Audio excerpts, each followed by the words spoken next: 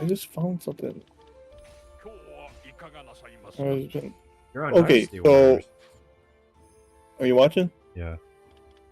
Okay, so this is the game. There's a blacksmith. You can upgrade your weapons, That's and not you enough. get random. I want it as deep as Dwarven Realms or close to it. There's more. Hang on. This is not it. Just fucking let me talk, Hill. What the fuck? You're already attacking me at the fucking throat. Okay, so you get weapon drops, right? And your weapon drops can have slots in them, but those slots are also random. And then those gems that you have are also could be upgraded. You could also craft stuff, but I don't have it upgraded or unlocked. You can also upgrade your there's trees for every single character. There's like 16, there's what, 20, and you can upgrade their level. This is like based on like items that you got, so you're not gonna you don't have to grind with every single person. You can increase their weapons. Okay. Mastery. These are all the skill and all the teams or players that you have, and every person has like different type of skills that you can set them up with. As you could dismantle weapons here. Let's try this. Yeah, so you get. It looks like you get a gem and some gold for doing that. Upgrade buildings. There's a shop. You can purchase accessories. So there's different types of stuff to.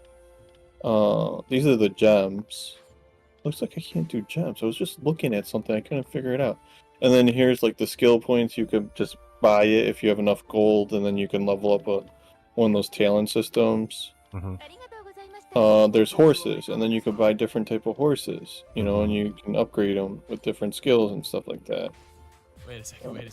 I killed how many people? Well, not WatchMojo.com. But made this game adaptation. I saw something. Yeah, that's right. There's Dynasty Warriors Gundam. Wait a second. Made this game. Yeah, but that might be a little too old. Oh wow, it is. Cool. I don't think it's on PC. This is one of the latest ones, but there was something I was fucking looking at. Oh, One Piece Pirates is another one that. Orochi series with Orochi 3 Ultimate. Orochi's another one. I have Fire Emblem Warriors. Well, that's not on PC though. Yeah. Attack of the Titan. Yeah, I don't know. Still be seen as one of the best games in the series over its fucking... Bro, I was looking at these skills. Your own character. Dynasty Warriors 4 packed enough content to still be seen as one of the best games in the Apparently Dynasty Warriors 4 is the best Dynasty Warriors game of all time. Do not listen to him, dude. You definitely need better graphics. Even for me, I'm not even gonna touch that. Even with the modern ones, even with these games, I even want the modern ones. Like I wonder if there's anything on Steam. You know how you can look up genres? I don't know if there's a Dynasty genre. And there is. It's right, let me there's online with the one I have, but the way it works is that you have to beat the levels to co-op with people. Yeah, I got that. All right, let's go to store, like you said. Like, where is that fucking screen? I was just looking. So, what would the category be called? Hang on, let me. You got grand, military. So it's a popular user defined tag. So you would have to click on one of their games, like this one, for example. Right, and then the Mazu or whatever, I don't know. What? Tell me. You gotta click on one of the popular user defined tags there. Oh, just type in Samurai. Got it. Okay. $60. I mean, it got positive. Here, this is the here. Look.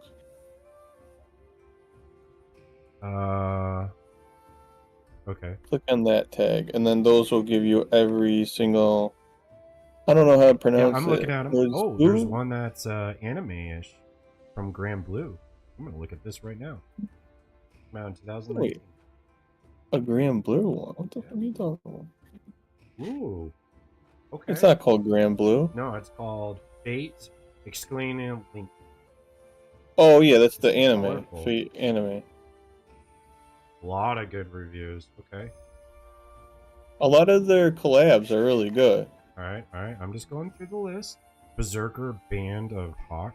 Speed Overflow. I think it's just mixed in with it. For the most part, there's a lot of stuff that you could grind in this game. Well, not just Dude, this fucking dog, Alex. Driving me insane. Okay. Going through them. Dynasty Warriors 8 failed. What? Dragon Quest Heroes? Wait. Dragon Quest made one? Oh, it didn't get reviewed well. I don't know why. I'm about to find it. Change equipment. There we go. That's how There's no way that this couldn't have done well. Because it's basically what Zelda did. Yeah, it got horribly reviewed. Okay, we'll hang on. Come on. Fate Samurai. Alright. What? Yeah. Oh, okay. So that's how I do. I change my. Oh, I like how this is too. Like, there's definitely a lot of stuff for you to grind, and there's a lot of grind in this game. Like, there's grind. Oh, there's a demo for this one. Came out in 2023. It's called Fate Which Samurai. one? Is that the latest one? I know there was. Fate Samurai Remnant. It's $60. Yeah, but there's a demo.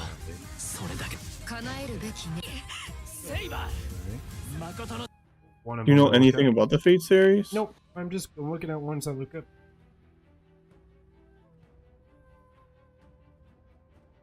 Persona Striker. I mean, this has better reviews than all of them actually combined. Bad reviews? No, better reviews than all of them combined. 10,000 perfect reviews. Whereas the other games have 500 to 1,000. Yeah, it probably seems not the best. Fate looks really clean and colorful. No, it does. I just saw it. I mean, the games are probably very low-key on Steam. You probably have to, like, check other websites. So Fate, that one was 60. YouTube. Let's look at the old Fate. How much are they? 50?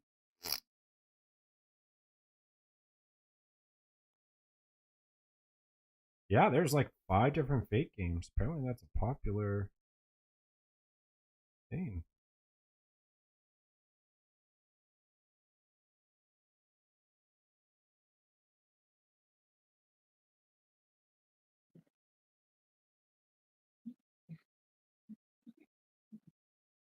Okay. I want to look more into Persona Strikers. I just need more gameplay. Or like start to finish, kind of like, this is the systems, this is what you can farm for, this is what the gear you get, this is... Yeah, you're not showing anything on your stream though, you're just showing the game. Yeah, I'm in Steam. I'm just trying to find a video and we'll put it up. Correction, it plays like a Dynasty Warrior game with Persona 5 based mechanics.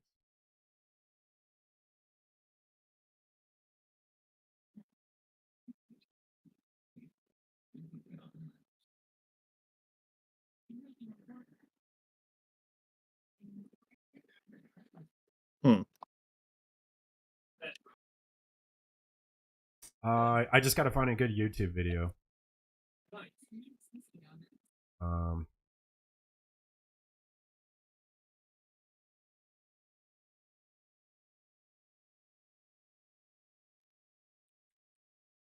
the fuck? As Striker, I mean, that might be the best of all of them besides the Fate series, Prox.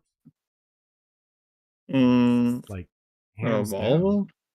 I wouldn't say that. If you want open world and the Empire is, well, you gotta understand, it's also, you know, not the most popular series because of certain reasons. A lot of people don't like, True, you know, hack and slashes. But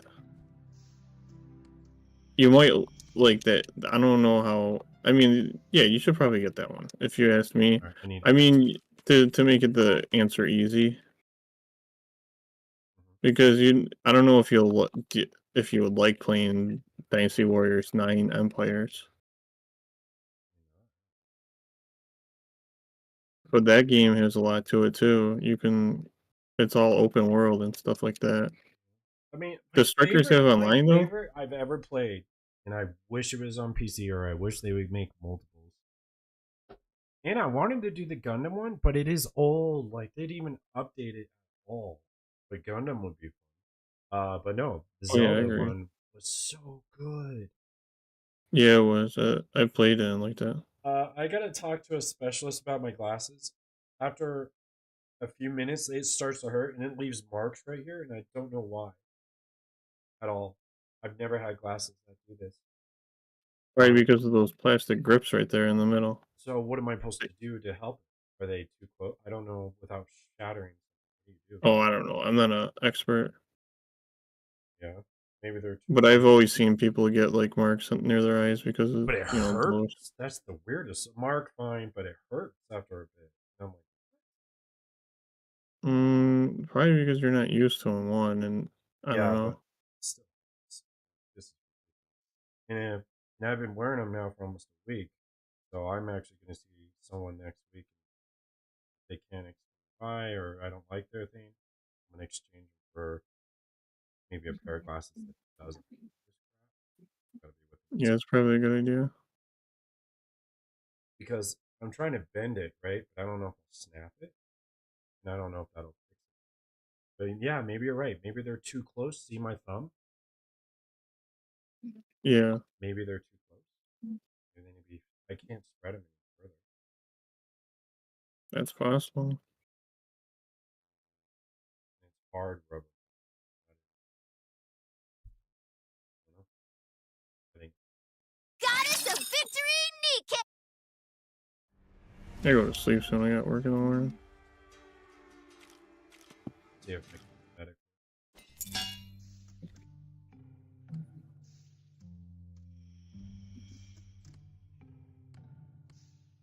I mean, I know the One Piece games are good too. Okay, But if you like One Piece, then I would tell you to get One Piece.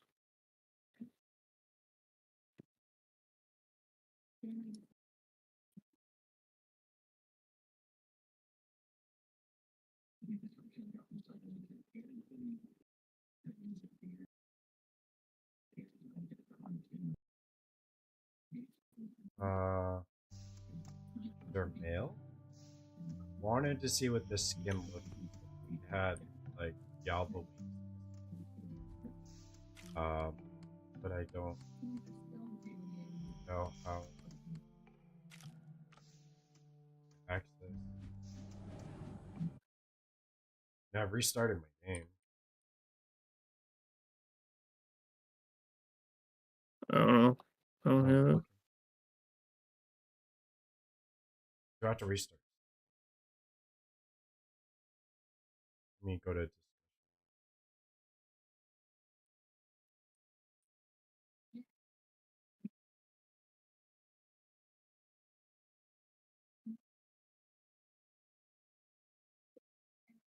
I don't.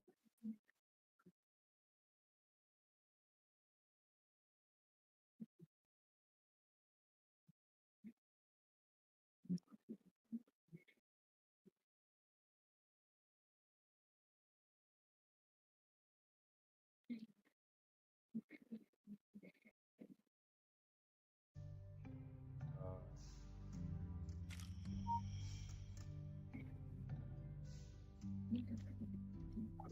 Force level increase. no, why are we?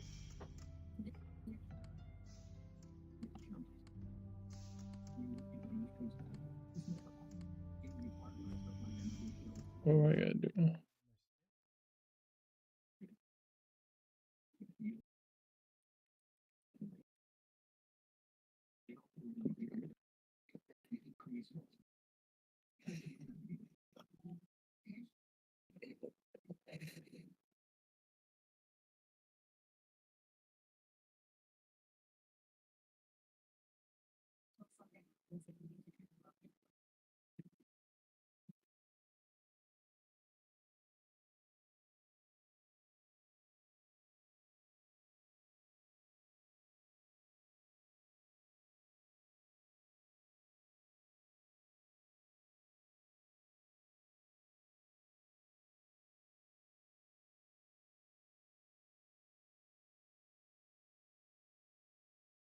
Mm.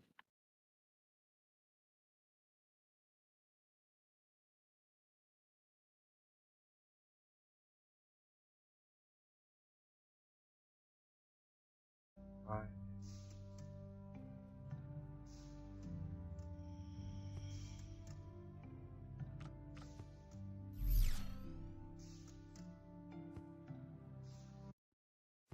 There. Blocks. Ooh, a key. Glory to the brave. Yep.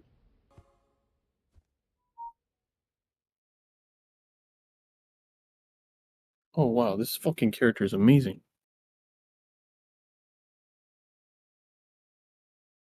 This is a crazy fucking weapon.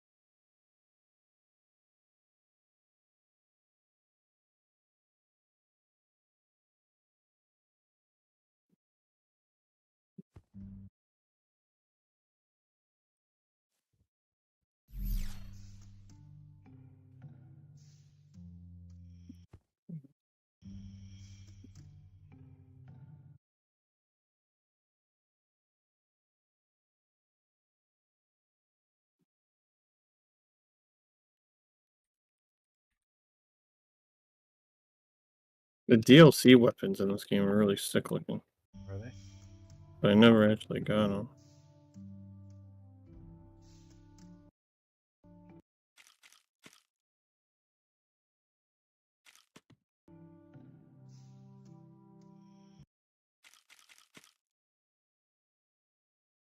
Wait, is there another enemy?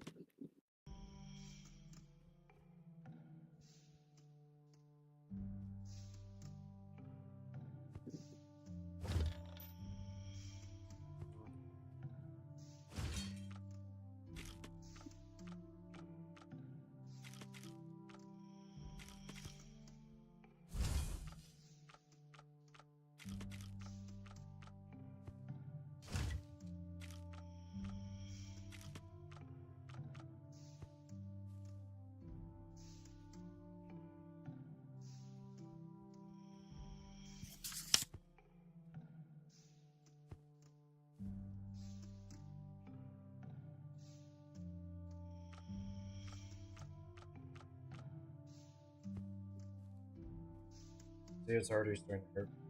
Crap. Well, yeah, maybe you need to swap them out. My goodness, Yeah. mother. Like, stop. I'm fine. No.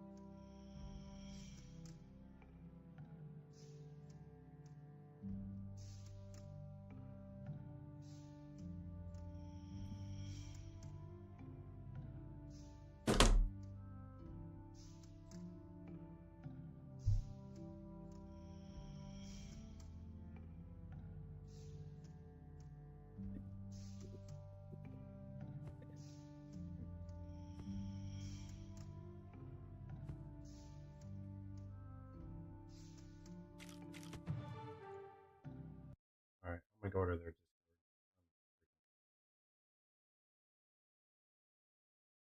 What are you Wow, going there's to ask him? almost 2,000.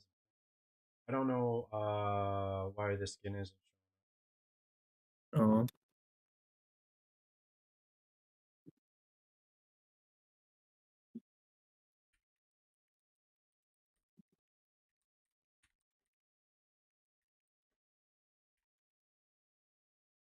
Let's see how fast.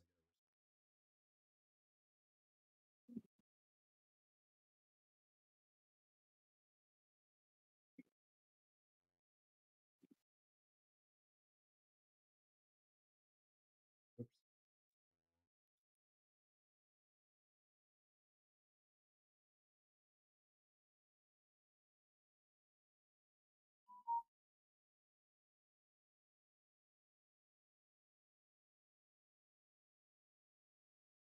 Work.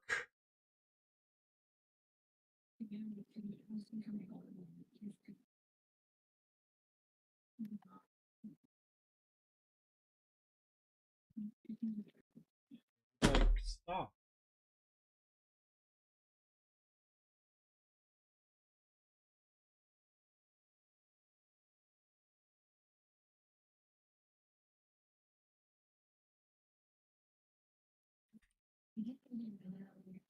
You said you gotta log out, log back in. Right, I've done that. Do it again.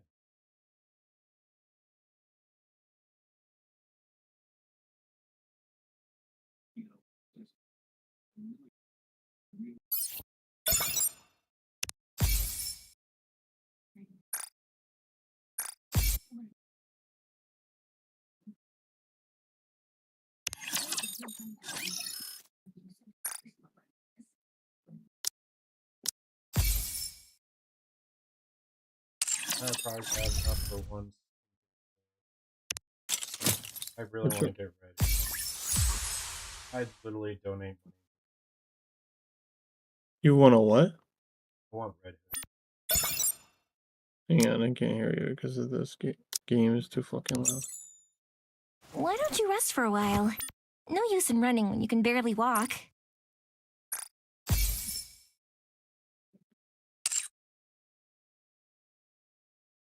Alright, let's go. This is my last match of this game. I'm getting off of here. Probably head in the bed, watch the stream for a little bit, maybe, and Alright, go to here we sleep. go. I'm doing a temple. A temple of what? Nick Day. Why? I have to. Oh. So you pay money. If Red Hood drops, Red Hood? nope, only stupid.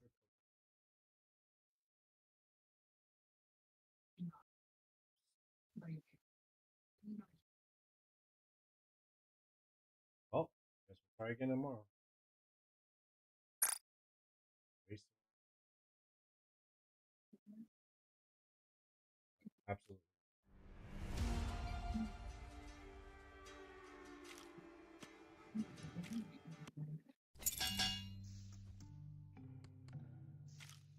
There they are now. There. Oh, it's there now after 3 logs.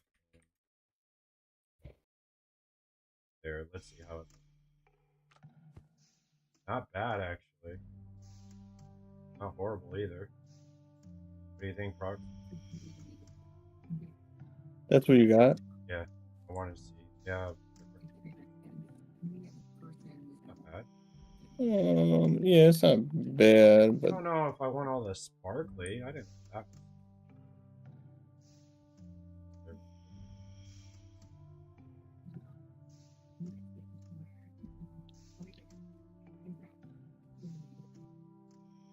They also have super cool outfits.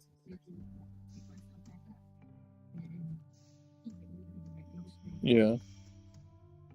Alright, so controller out. We're gonna do, if it's the dungeon I'm thinking, this is gonna be awesome. This is like a goblin. And it is something I wish the goblin legit. Yeah, it says multiple attrition. Oh, you're gonna love this. Oh yeah.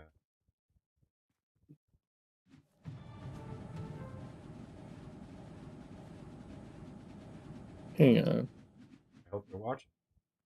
Yeah, I'm watching, but Now it's I can also kill hard to these hear new you because this goblin game. things super quick. Look at the amount of loot. Look at that. That's How are you doing that? I had a key. Oh. Let me open this. Loop. Where am I supposed to be going? I think Alright. I should. Two goblins. Killing them. One hit. Look Why at all one that hit? loot, Why is it dude. so quick? Look at that. 10 legendaries instantly. Why are they You see dying all in those one hit? gems? Remember how we talked about infinite scaling? That's your gems for your fossil to have. I'm going to have hundreds. I'm probably going to get a good 5.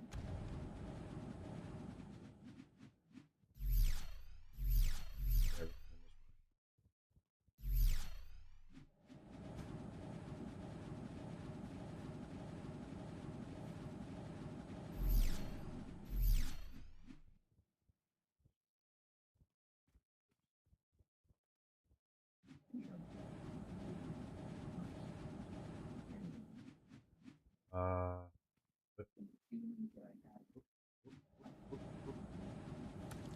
special hidden room, broken wall. Oh my goodness! Look at this recipes. Oh, I just got mythic recipes. Oh, frogs. Yeah, you gotta wait. I'm kind of doing like a boss in this area. Oh.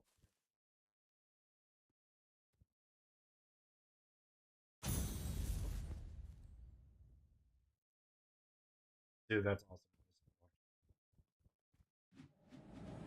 I didn't even know that was there. I broke the wall by accident.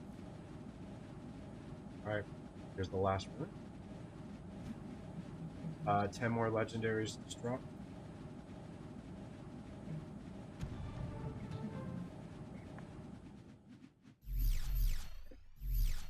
To give you an idea how many gems I'm getting for the infinite scaling, is as many gems as I would get farming for like 2 hours. So yeah, Oh well. I'm doing it 5. Alright, 5 more legendaries. Actually, you're going to see here in a second. Since I cleaned out my inventory, this run, I'll show you everything.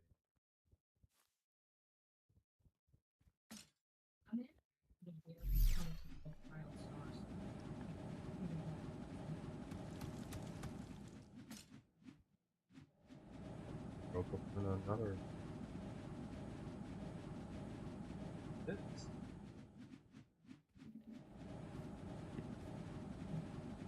Open chest. Yeah. Okay. Two secret rooms.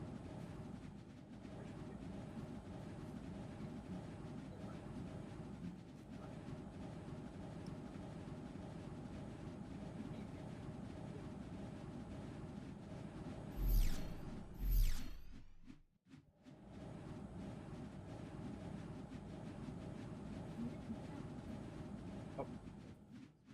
Yeah, I just beat the boss. Yeah. Alright, when you're back, let me know so I can show you everything. Yeah, hang on.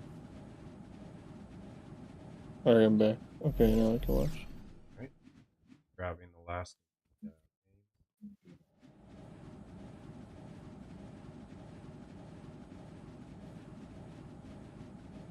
I think I got everything. Alright. That took. Oh, I got a silver.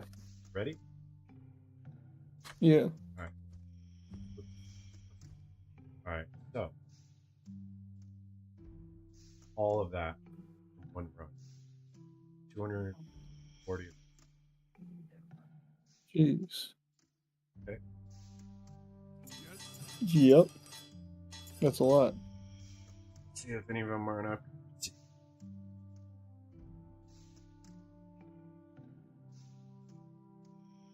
Damage.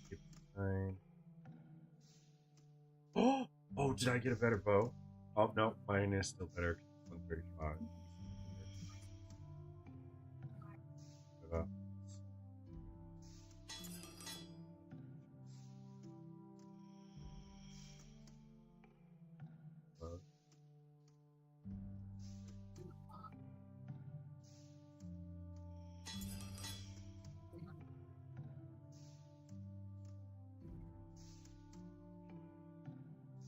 got that bow. 107. And still better. Oh, that scared me.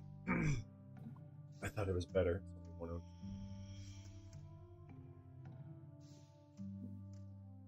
This person can use any weapon?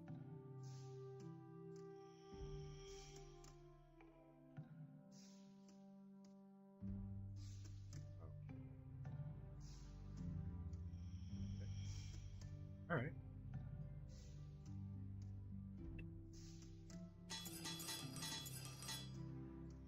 All right. Okay.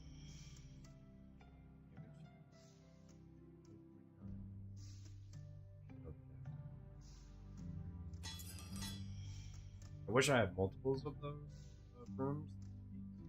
Actually, have a different. I don't know if I've done this one part. Watch it. Oh my god, this fucking game's pissing me off. I don't. This could be difficult. I don't know. Get another loop. Oh, I know this one. This one is a crazy ton of loop. You have to kill. Sure. Alright, need to talk to him.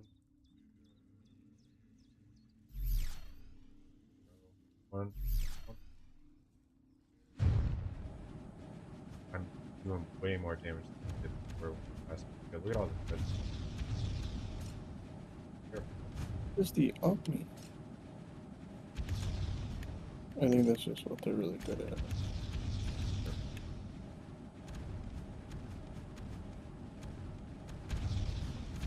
Oh no, I almost died. Can't see anything. I can't see anything. What Look is at all this these. weapon? Oh, what? Oh, I didn't know they put magic on the. I could have kept farming this. Leave my crib now. That sucks. I could have had like probably 1,000 of them. I would have been like. I'm mad at myself. I didn't realize they. Seriously, dude. So.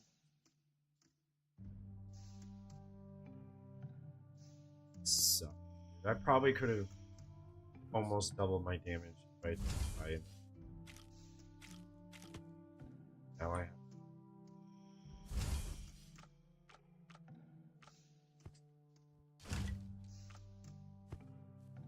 have. Weapon rank OSD, so.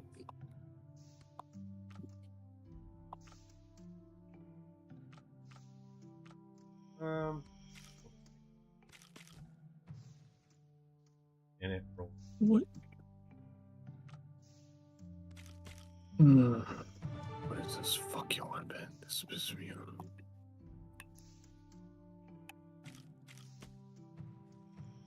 It is a D of a katana. Okay. Katanas, katanas, katanas, katanas. Oh. Katana.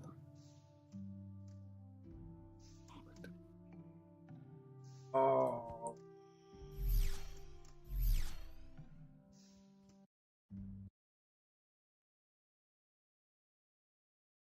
I'm.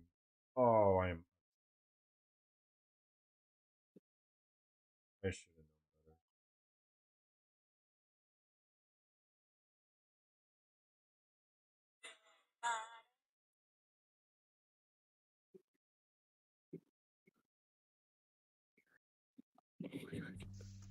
Oh, I can't. Oh man, that could have really put me over the top.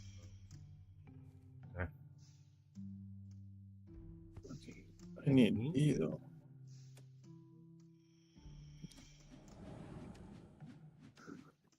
I wish I could just buy those. Build them. Yeah, I need T. Actually, I've never done this. I should probably be careful with this too. Alright, progress is brand new. I've never done this. Hang on, I'm still kind of. The tomb. No, if I'm upgrading my guy's Five. weapon. I gotta fight up top.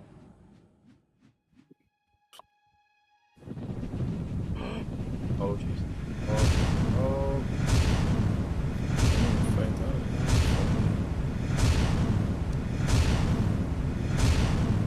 Oh, I have fight those. I need 10,000.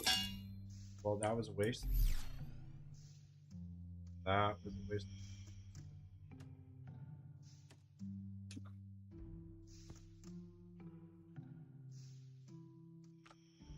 Digger's great. Okay, so I need handle of bone. Yeah, I want this. Okay. Where do I get bone? Underground enclave? Oh, I could do that again. But I want to do this.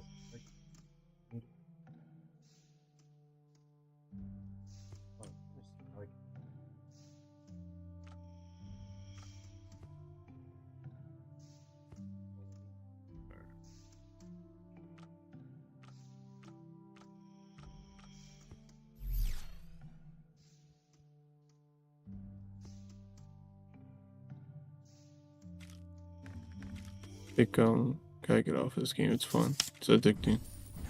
Which game? Samurai Warriors 5. Oh, that you're playing. Yeah, I have the One Piece games. I definitely gotta. I only seen One Piece at the action one from Netflix, but I really did enjoy it. But I'm pretty sure not all the I knew where characters to are. find this. We don't have any. Okay. Alright, I'm glad I can craft my own parts. Okay, that makes me good. Okay. 10 of them for Hempla. How do I get a Hempla? What the heck? This game's. Oh, the deluxe is 89. The season pass is $40.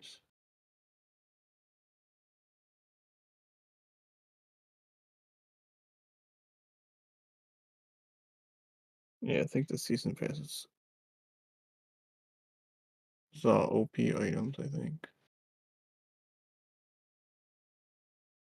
Alright, I'm gonna off. I'll watch the stream for a little bit. Okay, buddy. Alright, see ya.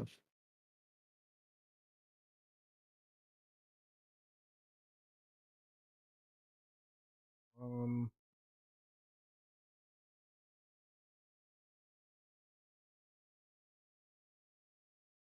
does anyone know where you get bone?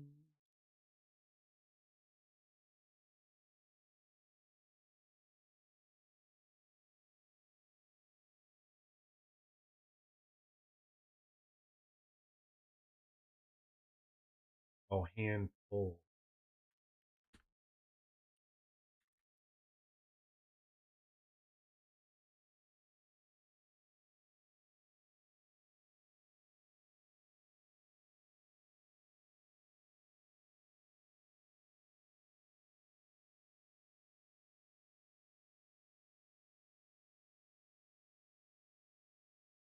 Wise goblin armor?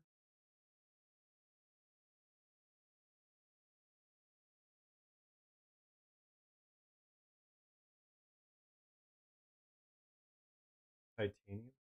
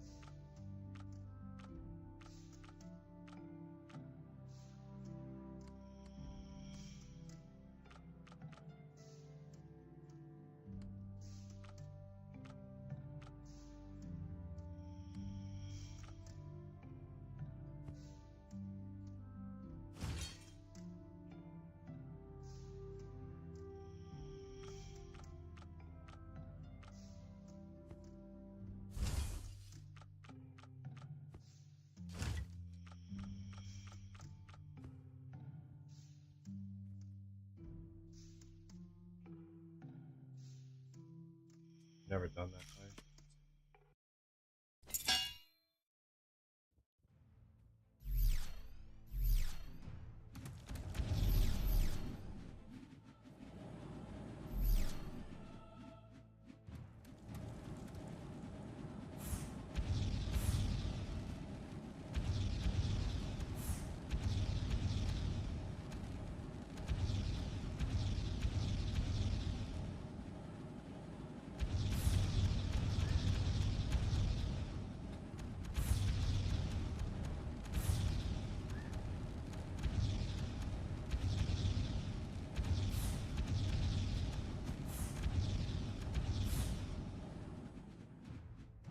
save them.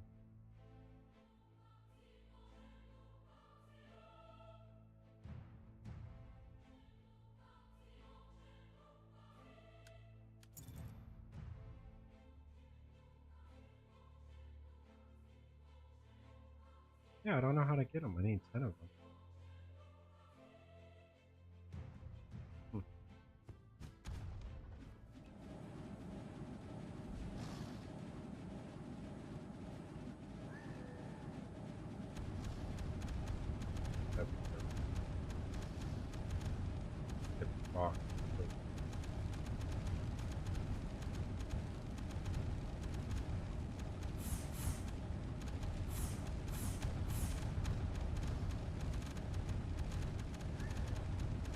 Wait, tiles.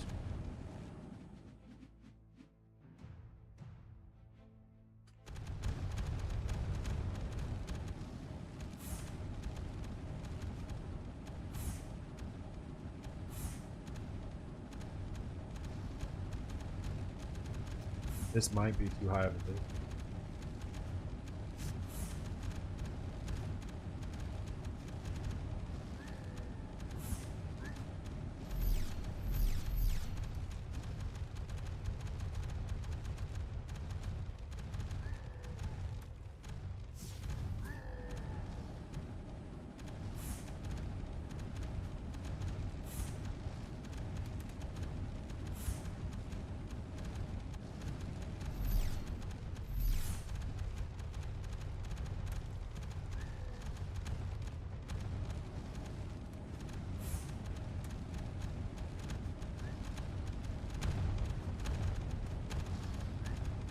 Okay.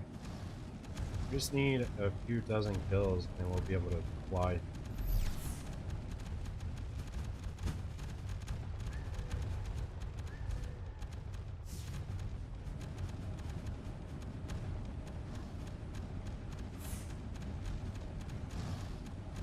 Alright, that wisp will go down.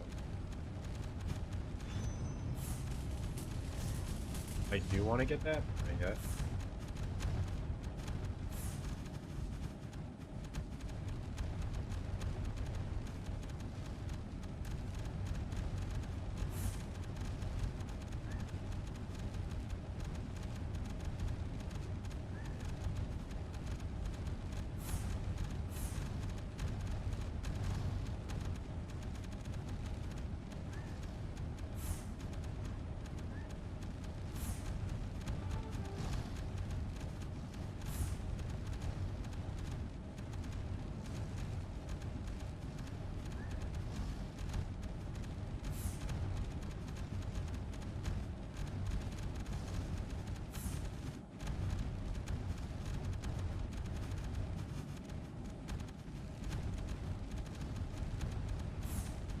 I mean, we're doing. Oh, careful, careful, careful.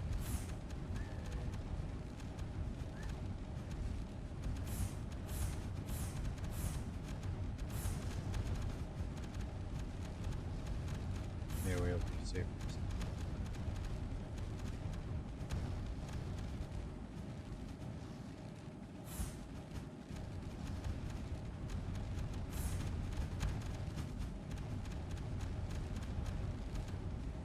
I mean, I'm doing a couple million a hit.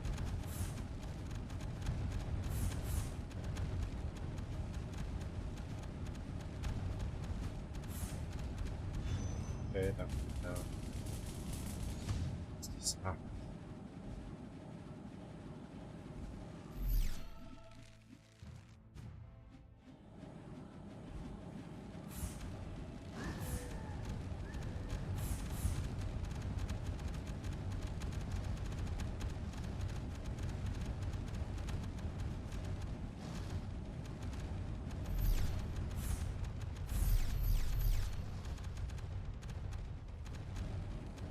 I'm guessing we need over 500. Actually, let's see. 600. We're at 300.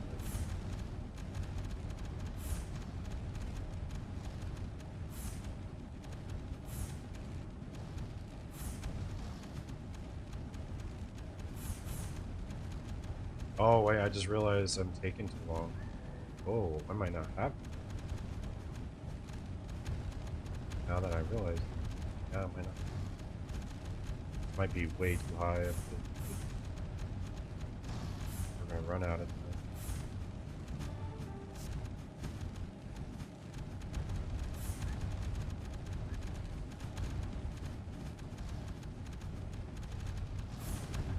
And we are getting armor.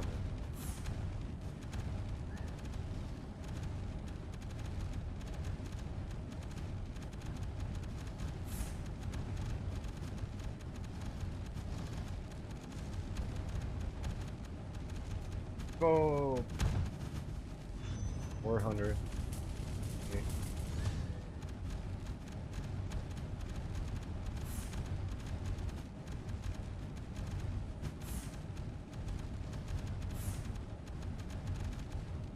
We're at 7,000. There.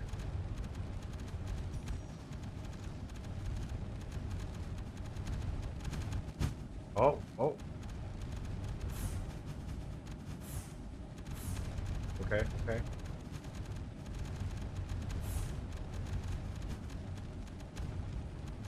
Gonna be cutting it close.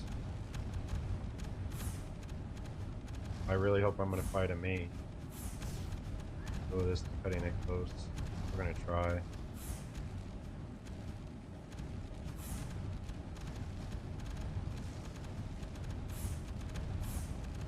Come on.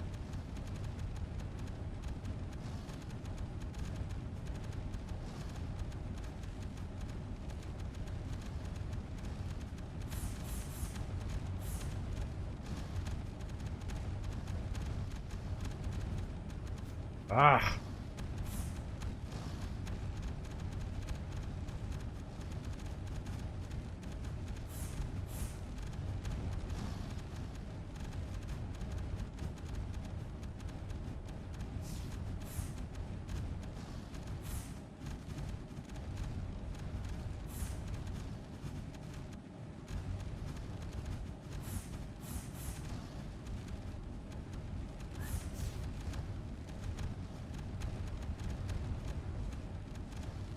Oh, that was close.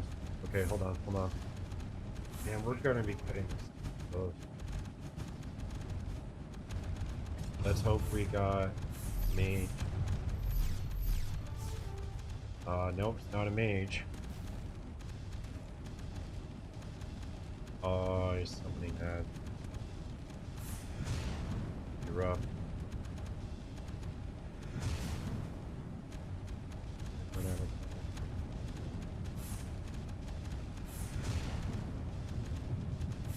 I can't touch him during that. Oh, I hate that.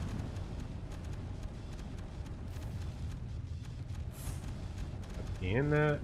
Can't touch him. Yeah, that's tough. I think it's stupid you have to be in this.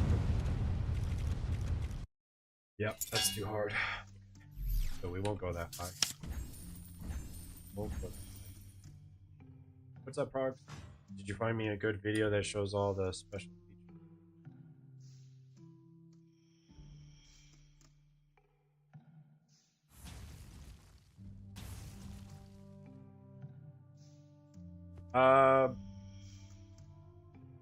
Maybe, depending on if I hit a wall.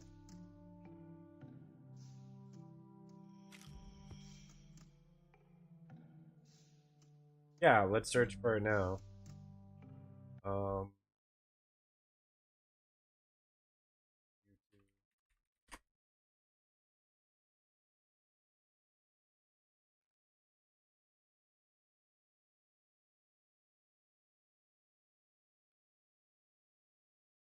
Persona 5 Strikers overview? Systems, maybe? I don't know. I don't want the story. Maybe we'll do before you buy?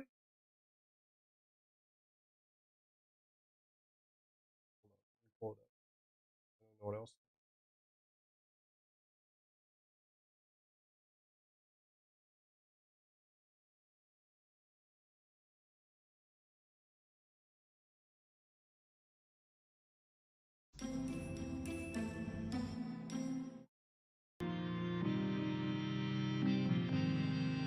Well, I'm curious, because it might be the best one.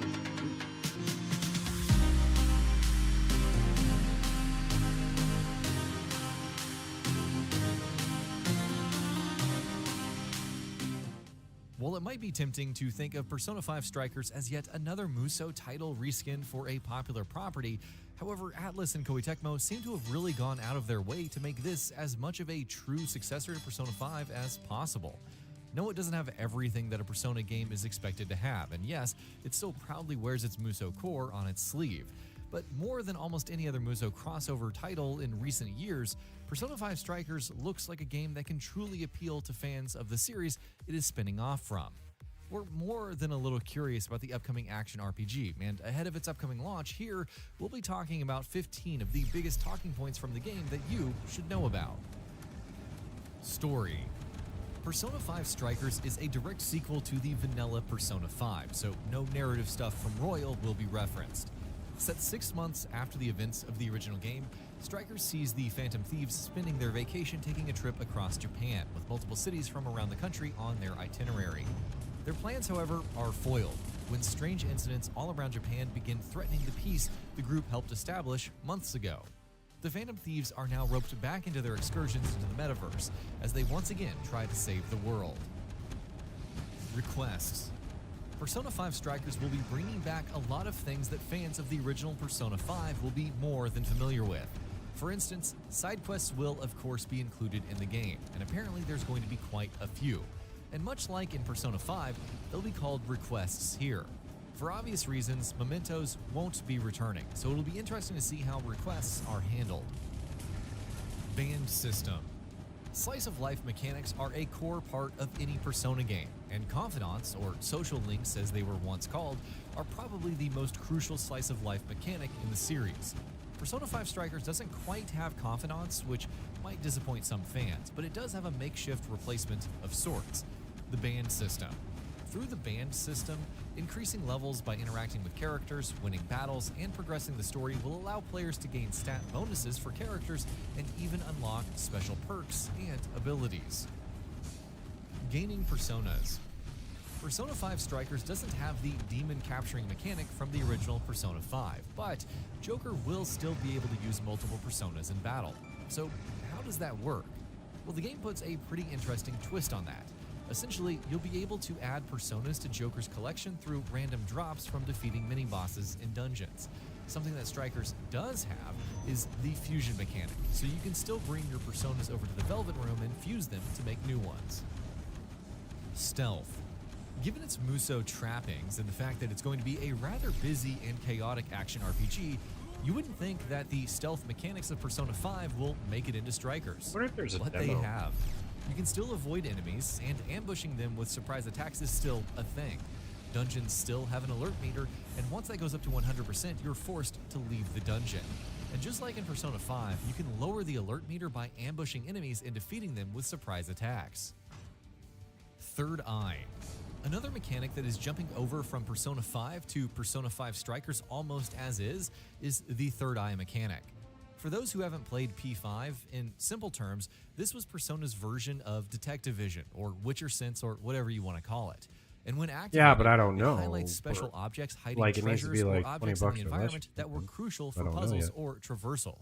That mechanic has been brought over into Strikers as well. But we'll see. Combat. The combat is where Persona 5 Strikers will really deviate from the original Persona 5. As you'd expect from a Musou title, you'll be battling against large groups of enemies in flashy, chaotic fights. As far as party composition is concerned, you can still only have 4 active party members, of whom Joker is the only one who cannot be swapped out. Meanwhile, all-out attacks are still a thing, and are still triggered by attacking enemies with critical hits or with attacks they are weak to. Persona skills.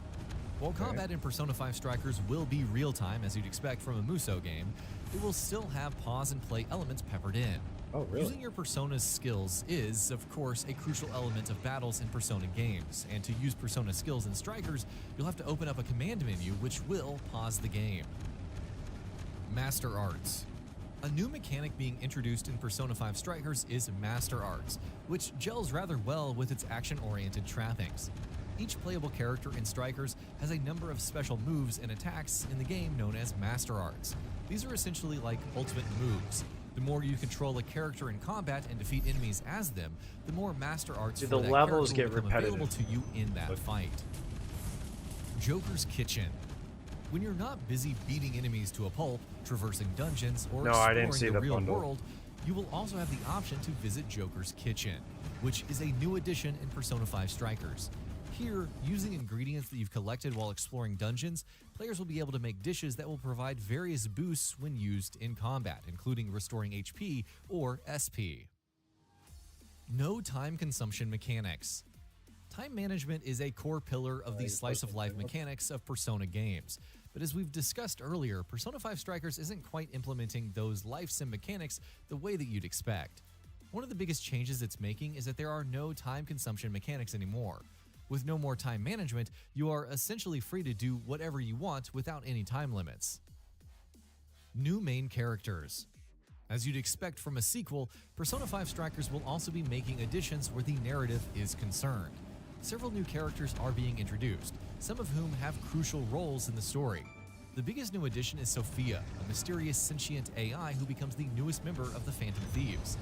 Then there's Zenkichi Hasegawa, an investigator of the Kyoto Prefecture Police, and is the one that brings the Phantom Thieves back into the action to get them to fight against the new threat facing Japan.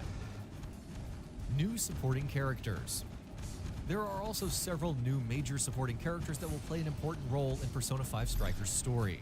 There's Alice Hiragi, a popular idol in Shibuya, Mariko Hyodo, a politician in the Sapporo district, Zenkichi's daughter Akane, Akira Kono, the president of a global IT company, Ango Natsume, a famous novelist from Sendai, and many others. New Game Plus. Persona 5 Strikers is looking promising as far as replay value is concerned. The game will have a New Game Plus option for those who want to do multiple playthroughs. Meanwhile, finishing the game once will also unlock the Risky difficulty, which is the highest difficulty level in the game. Length. Persona games are incredibly long and have only gotten longer as time has progressed. Persona 5 was a 100-hour-long beast, and Persona 5 Royal took things even further with a playtime of roughly 130 hours. With Persona 5 Strikers, though, that number is much more manageable. The game has been out in Japan for a while now, which means we know for a fact that it is between 30 to 45 hours long. That's still a beefy runtime, but pretty short by Persona standards. And that about does it for this video. If you enjoyed what you watched and want to see more from Gaming Bolt, you can always hit that subscribe button and turn on the bell icon next to it. That way you will never miss any of our videos.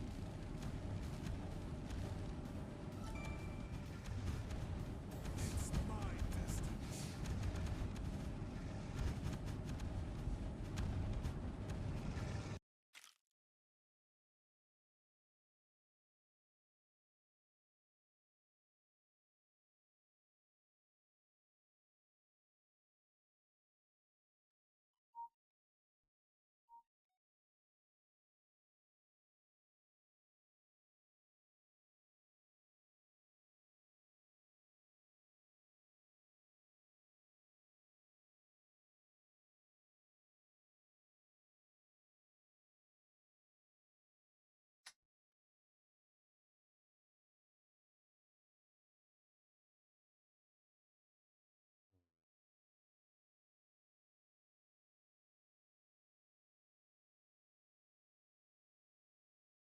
Sup, everybody? This is Carrick with ACG. Side games, especially those in a different genre, are not a sure bet in the future. Perhaps quantum bit computers are going to be able to allow us to guess the chance of success of a mainline sequel set up in a different genre completely. But currently figuring the odds of that out is like guessing if grabbing the dice after rolling craps and putting them in your hand in a certain way is going to give you a higher chance of success. This is a gambit that dudes named Lenny have been betting on since Vegas grew its first neon erections out of the desert, and anybody betting on that is in the long term usually missing at least a couple fingers because it's never guaranteed. However, put a little bit more time and a little bit more money into it, and maybe I'm your just chances wondering go if up a the bit. Dragon environments are Quest gonna has get done it, repetitive. Zelda's done it, and now Persona joins the fray of games that have mixed with Dynasty Warriors smash everything gameplay styles of third-person action slasher games and taken their own fiction and mixed them in. Persona Strikers is out later this week for $59.99 for the Switch, the PC, and the PS4. Let's jump into it. If you like these videos, I would love for you to spread the word, subscribe to the channel, give it a thumbs up if you like it, subscribe if you don't. Let's do this. Graphically, Persona Persona Strikers looks awesome until it doesn't. It's not like Persona was going into this battle with a Matador Persona versus a Magician and ignoring the fact that every single Persona in the last 10 years in these games looks like they skipped leg day. Persona positively exudes the one thing that I feel those other two titles that have tried to mix up with Dynasty Warriors may have not necessarily brought forth, and that's art design. It's hard not to see Persona as a personal wonderland for the artist. Each game a layered cake of batshit insane designs where your boss just comes in, gives you some crayons and says, hey man, see you in 4 days, make some cool shit. It's not like things are normal. And Persona, in the first 50 seconds in the cutscene, you get attacked by a helicopter with a giant face on it carrying a holographic Gatling gun. And then just when you think, yeah, I sort of got a lid on this, you end up falling asleep and waking up to talk to a haunted schoolgirl welcoming you to a place called the Velvet Room.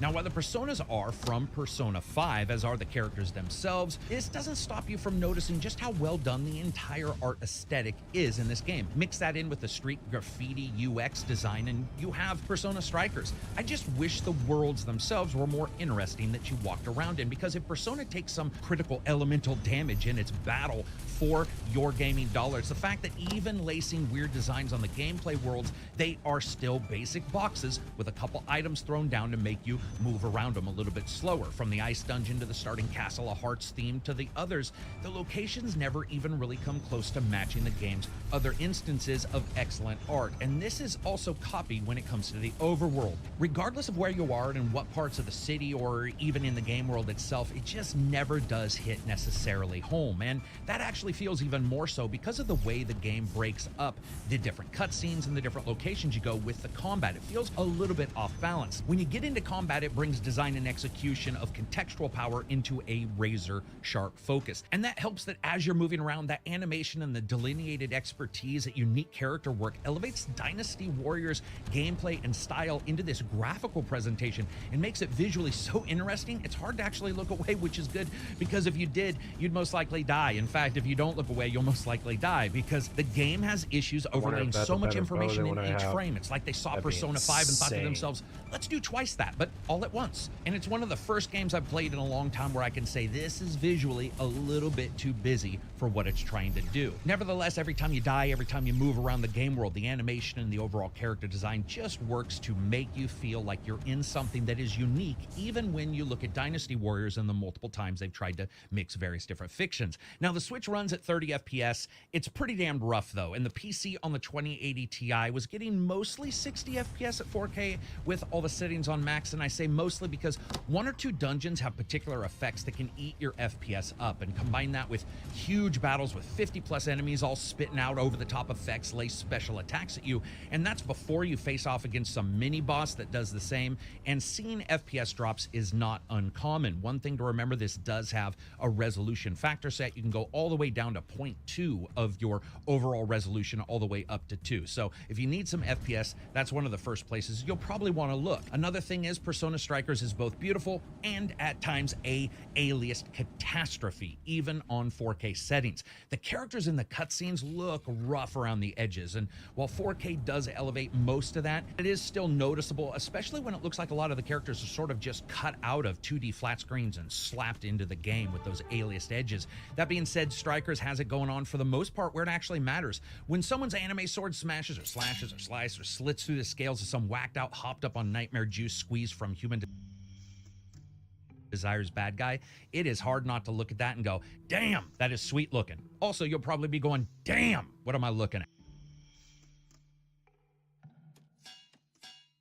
But another thing in these 3D kind of games, the things that matter are audio. And when we're looking at the sound, I would say this isn't bad, especially when you have a consistent battle sounds versus the momentary pauses that you would see in a turn-based battle version of the game like Persona. So it can get a little bit numbing on the ears, especially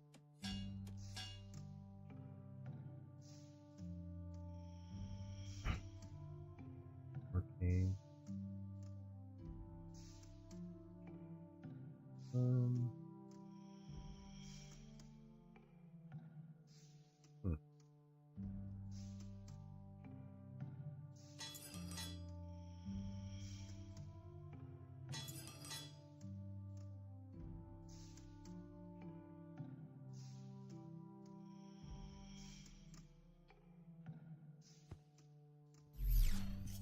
after every attack, where most of the weapons sound somewhat like the same sword. chord clang was used, and they just ran it through some kind of variation editor. It works though. Now, due to the incredible amount of action on the screen, utilizing 3D effects to inform you that an out-of-screen activity is going to happen rarely occurs, and usually you just find out when some pissed-off 6-color horse desaturates your body by kicking it into oblivion. Speaking of oblivion, that had good music. Does this? I don't even know why I brought up Oblivion. Oh yeah, because I just played Oblivion. So music. This has some reworkings of the prior titles. It also has a couple that seemed new to me. I dare say that the repetitive nature of the game's main themes during exploration does get a bit grating. This also occurred sometimes in Persona 5. It's awesome that the music is this good, but it's a little bit like the artists know it's good as well, and they come up to you and they're like, hey man, have you heard this song? And you're like, dude, I'm listening to it right now on the speakers in front of me. How do you not know that? A lot of people who haven't played a Persona game don't understand the cutscenes and the voice, so let's talk about that. Let's go. Showtime. Spike horn. Here. Right? I think you mean AI, not NI. Right. It stands for Artificial Intelligence. It can search all kinds of databases, conduct navigation, manage your schedule, even talk out logic problems and stuff with you. The makers go on about how you can ask it anything and you'll get the best possible answer. I remember seeing a demo of one on TV. For example, I've learned how to selectively breed certain vegetables. The cast returns from Persona 5, and that is excellent because overall, some of the typical tropism does appear in these kind of characters, but I have no issues with that. Just be aware, some of the cutscenes, damn long, longer than almost entire levels in some other games it feels like. One of the problems here, it's noticed right away, is the mixing, the layering, the mastering. When it comes down to the voices and the music during the action scenes, especially during cutscenes, it can be impossible to hear some of the characters talking. This isn't a small thing. This is 5 to 15 decibels quieter with some characters than other, and a weird kind of almost recording effect that's actually occurred here. This is noticeable from the very first day to the very ending. It is instantly noticeable, distracting, and you will probably have to go in and adjust those levels to make sure you can hear everybody. That is highly disappointing. I'm not 100% sure how many people notice that, because when we say the word disappointing, a lot of times I think a Dynasty Warriors game. I'm not going to smash on them, but they're not necessarily the deepest of games when it comes to their combat systems, which is going to slide us right into gameplay. Now, these titles are notorious for their gameplay, notable for their fandom and neglected by the mainstream as shallow copycats that have sort of created a blender-like mentality to genre, spitting out mixed drinks versions of games that never equal the sum of their ingredients. Not all of them, at least. For example, Hyrule Warriors, which mixed in Zelda, did very well, as did the Dragon Quest game mixes. So at least we have a very strong fiction pushing it. And when it comes to the story, Persona is a sequel to Persona 5, not Persona Royale, though Royale is considered the de facto title by a lot of people and was the last to release. It's all a bit confusing, but just remember, Persona 5 sequel, yes. Persona Royale, no. It has you jumping in as the Phantom Thieves, stealing people's vices and changing them back into good people. The only way it really works in the real world. That's not counseling. That's fake. Instead, it's basically just beating people up until they squeeze out a diamond filled with their rage and bad energy.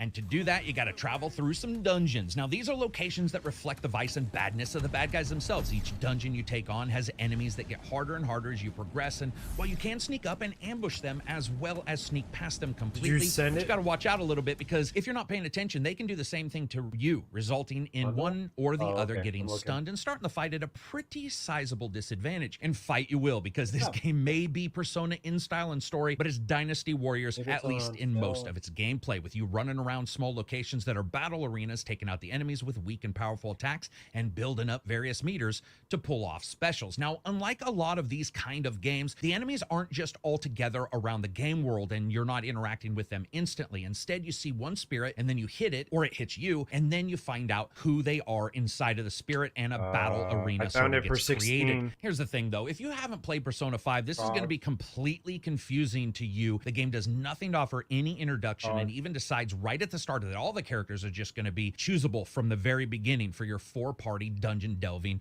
team right away. And I'm not going to complain. Well, I will complain a little bit about it because it can be rough on newcomers. I didn't mind it though. Another thing that's rough though is the camera. Actually, it's a bit of a nightmare. It's mostly because Persona Strikers is far more interested in fucking looking awesome and secondarily feeling awesome. Luckily, it feels awesome, well, mostly because latency and combos and building up the various different skills is pretty easy. And let's be skill be you honest, found. this is not a super detailed or deep kind of genre overall. Also, while using the Persona summon button, this can help because it pauses the action, and sometimes it lets you see what's going on, because at its fastest, it's sometimes hard to even tell who is hitting you That's not and a who you're bundle. hitting, or if you're getting hit from the side or the front. And Dynasty Warrior games as a whole have never been super slow or super fast. Oh. This game makes them feel glacial. Now, dodging is also handled via the trigger, and it switches into a run as well when you're in combat, or when you're out of it. You can lock onto enemies as well by clicking down on the thumb pad, though I would tell you that you don't necessarily need to use it. And a lot of that is because combat itself is helped tremendously by each of the Phantom Thieves feeling almost religiously Nope. different from So far, any that's the others, with cheapest. weird specials So- and power-ups and dynamic elements to make the best of their fighting style. And well, a couple of them are a bit ho-hum. Most have some kind of found it unique for feel to their 16? combat, requiring more thought than other games in the genre. You have the ability to take 4 into battle any one time. When you're ever at a checkpoint, you can switch out those characters. Master Arts are also here. This is you getting a special move and a combo as you continue fighting with particular characters.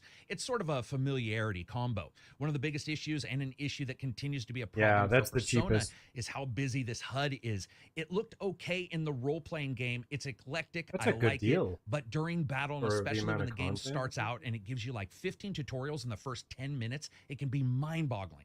Luckily, you can see the tutorials later and dive into them Deluxe and is see what makes 29. every character special when it comes to I don't know combat, why aside you'd from want the whatever deluxe. weapon, armor, and side items you've outfitted them $15 with. But more. be aware that HUD, not necessarily the best in this kind of game. In battle, whenever you need, you can just sort of try to run away. You can also run out of a dungeon and replace your stamina points, which are used during battles, and allow for you to continue moving forward. Basically, returning to any checkpoint I in a don't know if the dungeon you have deluxe is worth it, activated though. allows for you to go back to the van or back to your home, recharge, and return. Also, why ambushes and so forth, I stated mattered. I did notice that the game has a couple balance issues, with some battles being a great deal harder than others, even in normal locations.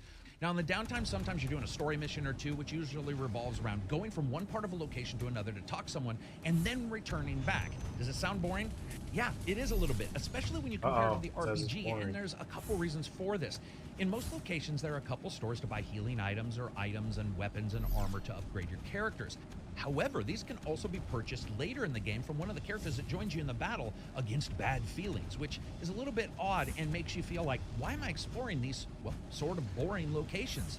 Add to that they try to add in a mini game like investigating something that goes on, but investigating really just means running down the same 4 alleys and walking up to somebody and hitting B and having them read some text to you and then being done. This is trying to do something different, and it's keeping some of the trappings from the older games, which actually don't always help it. And sometimes that'll impact your fun factor, other times it won't, and that's what we're going to talk about now. I'm not going to lie, Strikers is a blast when in the midst of combat. It is incredible, but my God, the game makes Persona 5 feel like speed reading when it comes to its story presentation here. For example, one time the game has you in an almost 10-minute cutscene and then says, let's go and do this thing, only to have you load into a small section of a town that actually won't let you go anywhere without the cat saying, hey yo, better actually go do the mission, which requires you to then leave that location to see another cutscene. Not necessarily unheard of in these titles, but certainly more noticed here. If Persona Strikers was a Persona itself, its name would be bizarre, and it'd just do nothing for big stretches of time and then go batshit insane and kill everyone on the screen. When it comes to fun factor, though, it was quite enjoyable. It's just I wanted to get through the cutscene so I could get back to the actual combat. The overall worlds themselves So weren't skip the cutscene impressive part. or super interesting when it came to their graphics or their design, but the combat itself was. And as you guys know, that's what matters. And that brings us to the rating. This game is your normal price, $59.99. It is also very long and has some great combat. If you're a Persona fan, I would say this is worth buying right away. So we'll rate Not it a as a Persona buy fan. when it comes to that. I will say if you are not a Persona fan, this game does not reach out and help you at all. There's no cuddling, no hugging, and no explaining of story like a bunch of kids around a campfire. The game is I don't not play it worried for about that. story. It leaps straight in, so be prepared. If you're, say, a fan of the other games in these genres, Yeah. you might want to jump into this and learn a little bit about Persona. But guess what? You, well, really can't learn a bit about Persona in I don't this. wanna learn. You might be interested in how they attack and what they do, but you're probably going to be pretty confused in what else is going on. So I'd Don't say care. get a primer by maybe watching a video where they break these I'm down. good. Its strengths are its connection to Persona and the fact that it might be the best of these games at just focusing the original design into the style of the game through its fiction. But its main weakness is that due to how the combat works, it can feel decidedly slow when you do 3 minutes of combat and then 15 minutes of cutscenes. And while Persona 5 had some of those issues, I would say, to me, Persona Strikers feels like it's much more of a consistent offender, so be aware. So anyway, that's it for me. I hope you guys liked the video. If you did, give it a thumbs up. If you didn't, subscribe. I would love for you guys to check out the Patreon. It's an awesome time for gaming. You're going to see some stuff from me in the next couple days as well. There's some pretty cool news coming up this week that I'm going to talk about in the iTunes and Spotify podcast, as well as this Friday in the actual podcast itself, ACG, the best gaming podcast Is the on deluxe Twitch. worth it? Love to see you in all those places. Peace out. Enjoy the rest of your... Oh, you can also use my Amazon affiliate links. I'll put those in the description. I don't do sponsors, but you can always buy from Amazon through those, and it helps out the channel. Peace out.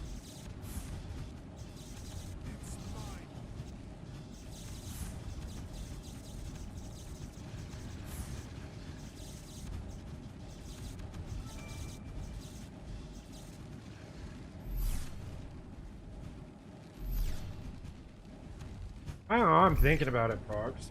I think I'm gonna watch another video. I mean, it looks good. And it's a good price.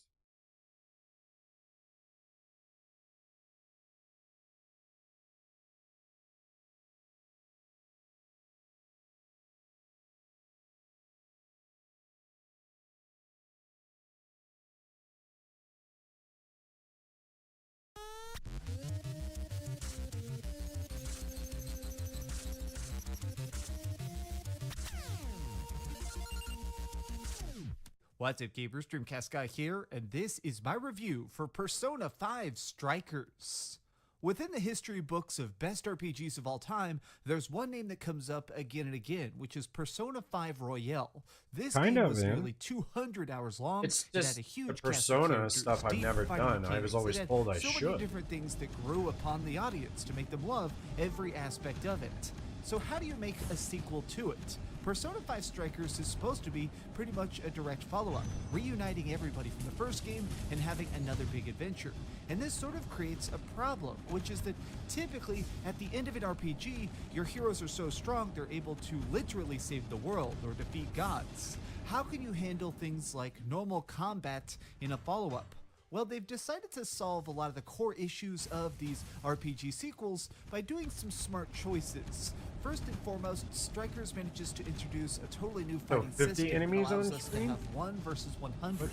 Huge armies of evil shadows coming at us at once, and so our already powered up heroes are able to be properly challenged by it. But this kind of goes beyond that. Let's start things off by going into this gameplay in depth and talking about why it's so essential, and then I want to kind of just highlight some of the issues I have with the plot line and why this is a good game but not quite perfect.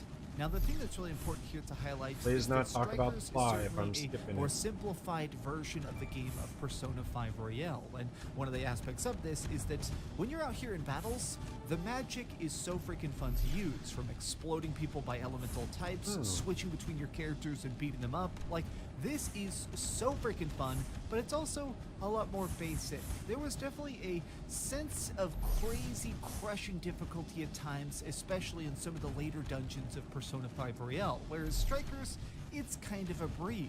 But this actually goes beyond just when you're in the dungeons themselves and goes to the world itself.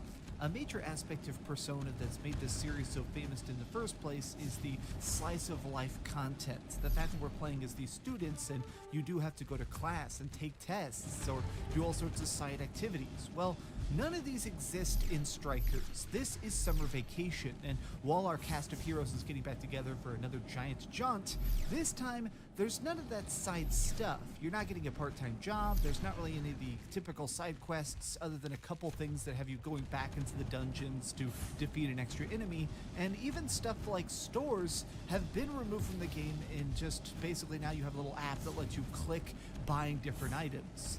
And this actually works. The biggest thing is that Are you gonna get it, everything bro? is hyper accelerated. The plotline itself really flies along, and the story here is fantastic. There is that nice thread in this that keeps you excited to go back into the depths of these creepy spots, and the dungeon design itself is fantastic, from corrupted giant castles to frozen palaces, or even just haunted labs filled with monsters. Each of these has their own personality because they are trying to be the depths of somebody's corrupted There's no soul. co-op By stuff far the though most in it. impressive Is there? aspect of Strikers is that they still managed to perfectly Okay. meld together the idea of world, backstory, and battles. Everything Whoa. merges together to make it where you care about a win, you're excited about a level up, and whenever you go to that next big encounter, it feels great to win. Now, I want to talk a bit about the story. This isn't going to have any spoilers, but I want to talk about the idea of this is a bit of a different tone in general. The story in Persona 5 Royale was at times extremely depressing, but I mean that as a compliment. That game managed to cover some pretty heavy topics, from losing your friends to losing your job, or sometimes even losing your life. Well, what really works about Strikers is that this game Yeah, it but is Dynasty much Warriors more 4 of is the summer best game in the vacation entire of genre. this universe. It's much And more about hanging out with your friends, it looks going like on crap, adventures, so eating why ice couldn't they creams, just and copy it and it remake is actually kind of cool to see these characters getting a chance to relax. Now, there is still a giant omnipotent evil, there is still some problems to solve, they are still properly motivated to go back to these dungeons, but I really appreciate to see these characters getting a chance to be so outside their element, getting a chance to see these people not just going to school and answering questions, but instead going out here and growing up as adults, dealing with their Decent, but futures, why and at can't it just times be absolutely actually making phenomenal like the fourth? sacrifices for who they're going to be, No? that way they can actually transform into better adults. This To seems be quite silly. dramatic here, there are some lines in this that are some of my favorite Persona 5 dialogue ever. This game has so much smart dialogue, so many just writing choices in this that are absolutely brilliant, including one of the things I love the most is that now, as you're going around the dungeons, the characters talk a lot more outside of cutscenes. While you're just actually exploring and figuring things out and trying to master some of the puzzles and stuff, characters will just talk. They'll have that casual But it's not chat. on sale either. The Well, I mean, subjects I they guess go it's from are cool. anything from the crazy architecture of these nightmares to things just like one thing that totally cracked me up is at one point they had an extended conversation, all the characters in my group, talking about who would be which character in an RPG. Yes, that's correct. Even though this didn't do is that. You itself saw a that. role-playing game, they had a debate as to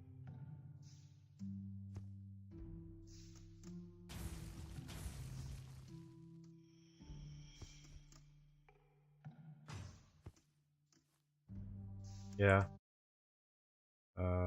who would be a cleric, a wizard, a What's it called?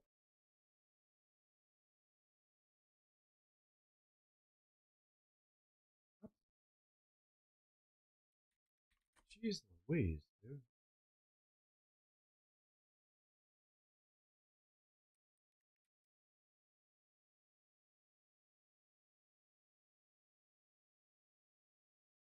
Ouch.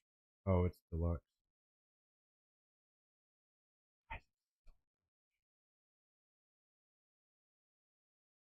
Oh, that's not samurai.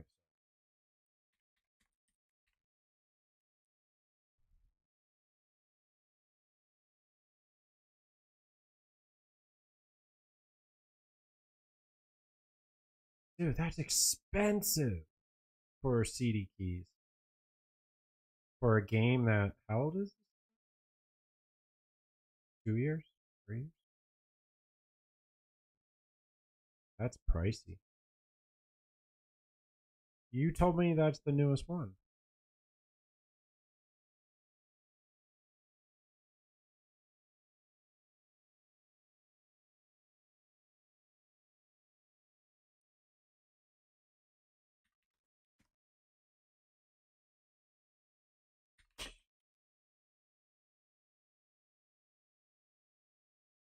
Oh, it's not.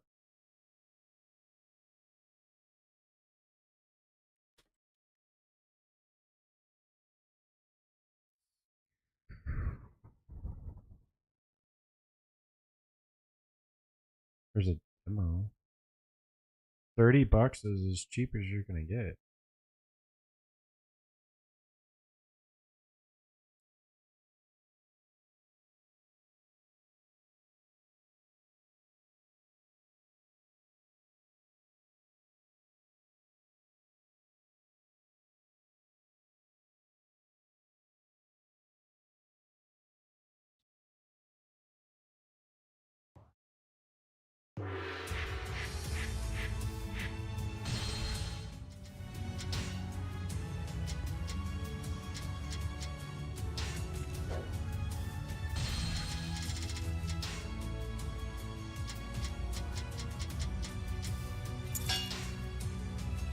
Yeah, this level.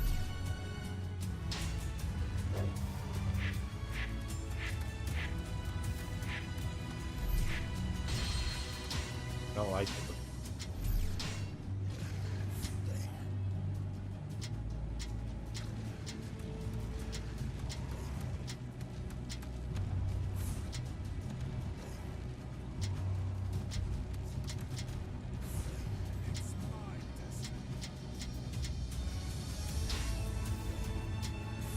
Oh. Right.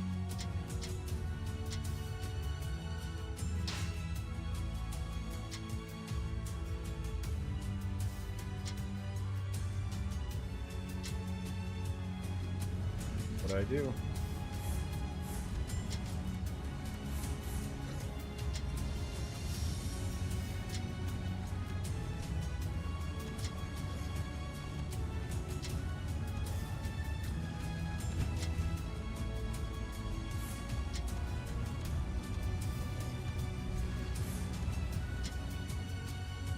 Well, it is. Well, no, it's not.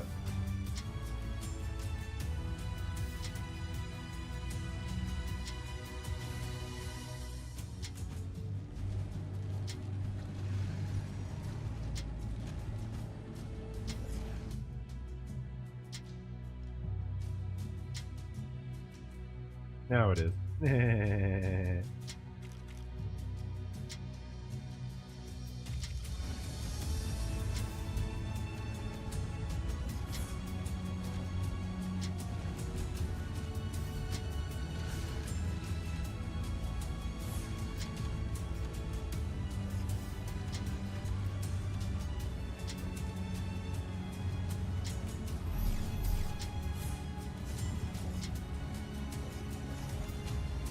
Oh my goodness, is he gonna play or is he gonna...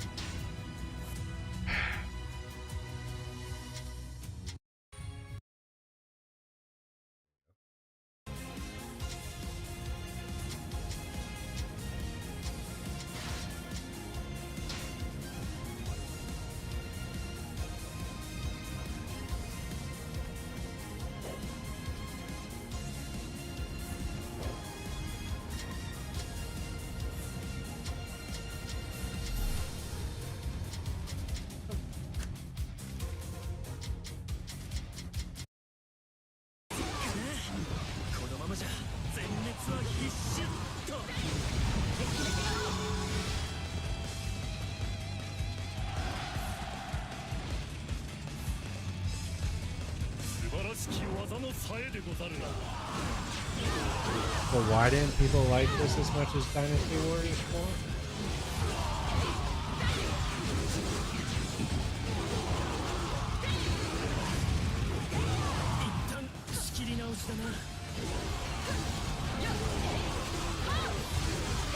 I mean, the graphics are fine. I think the anime game looks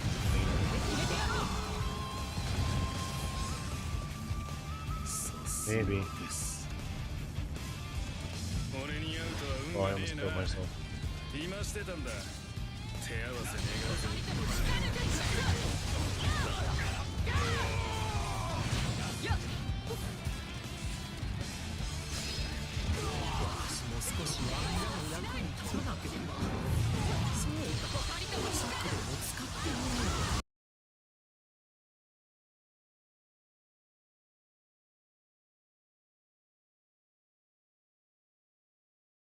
Three weeks ago? Alright.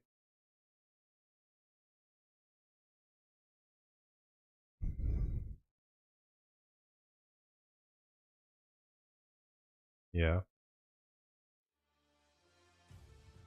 Hi everyone, Wildcat here. In today's video, I'll finally be reviewing Dynasty Warriors 9 Empires released back in early 2022. If you're watching this video, I assume you know what Dynasty Warriors is, but if not, Dynasty Warriors is a hack and Look at slash that, series Dynasty of video Warriors games 4. set in ancient China. The Empires games are a series I of guess we'll spin-off find out why. titles that throw some strategy and management aspects into the game.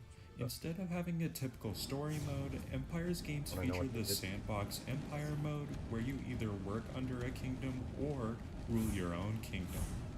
Before we dive into 9 Empires, I think it's important to briefly cover the game that it's based off of, Dynasty Warriors 9. Now, objectively, I would consider 9 to be one of the worst Dynasty Warriors games, and I think most fans feel the same. It's filled with glitches and bugs, the graphics don't look great, the open world is empty, the gameplay isn't very engaging, and the game is super repetitive. The game is just not good, despite what my tier list video says. With 9 not being great, 9 Empires can really only go up from there, and we've seen that trend before. Dynasty Warriors 6 Empires, for example, is a really good game, despite Dynasty Warriors 6 being one of the worst Warriors games. Would 9 Empires be able to make up the same jump in quality? I would say, kinda. 9 Empires is definitely better than 9, but I'm not sure how much better it is. Let's start with one of the most important features of any Empires game, Edit Mode, aka Character Creation. Edit Mode in 9 Empires is so frustrating. The word frustrating is gonna be a main theme in this video, just so you know.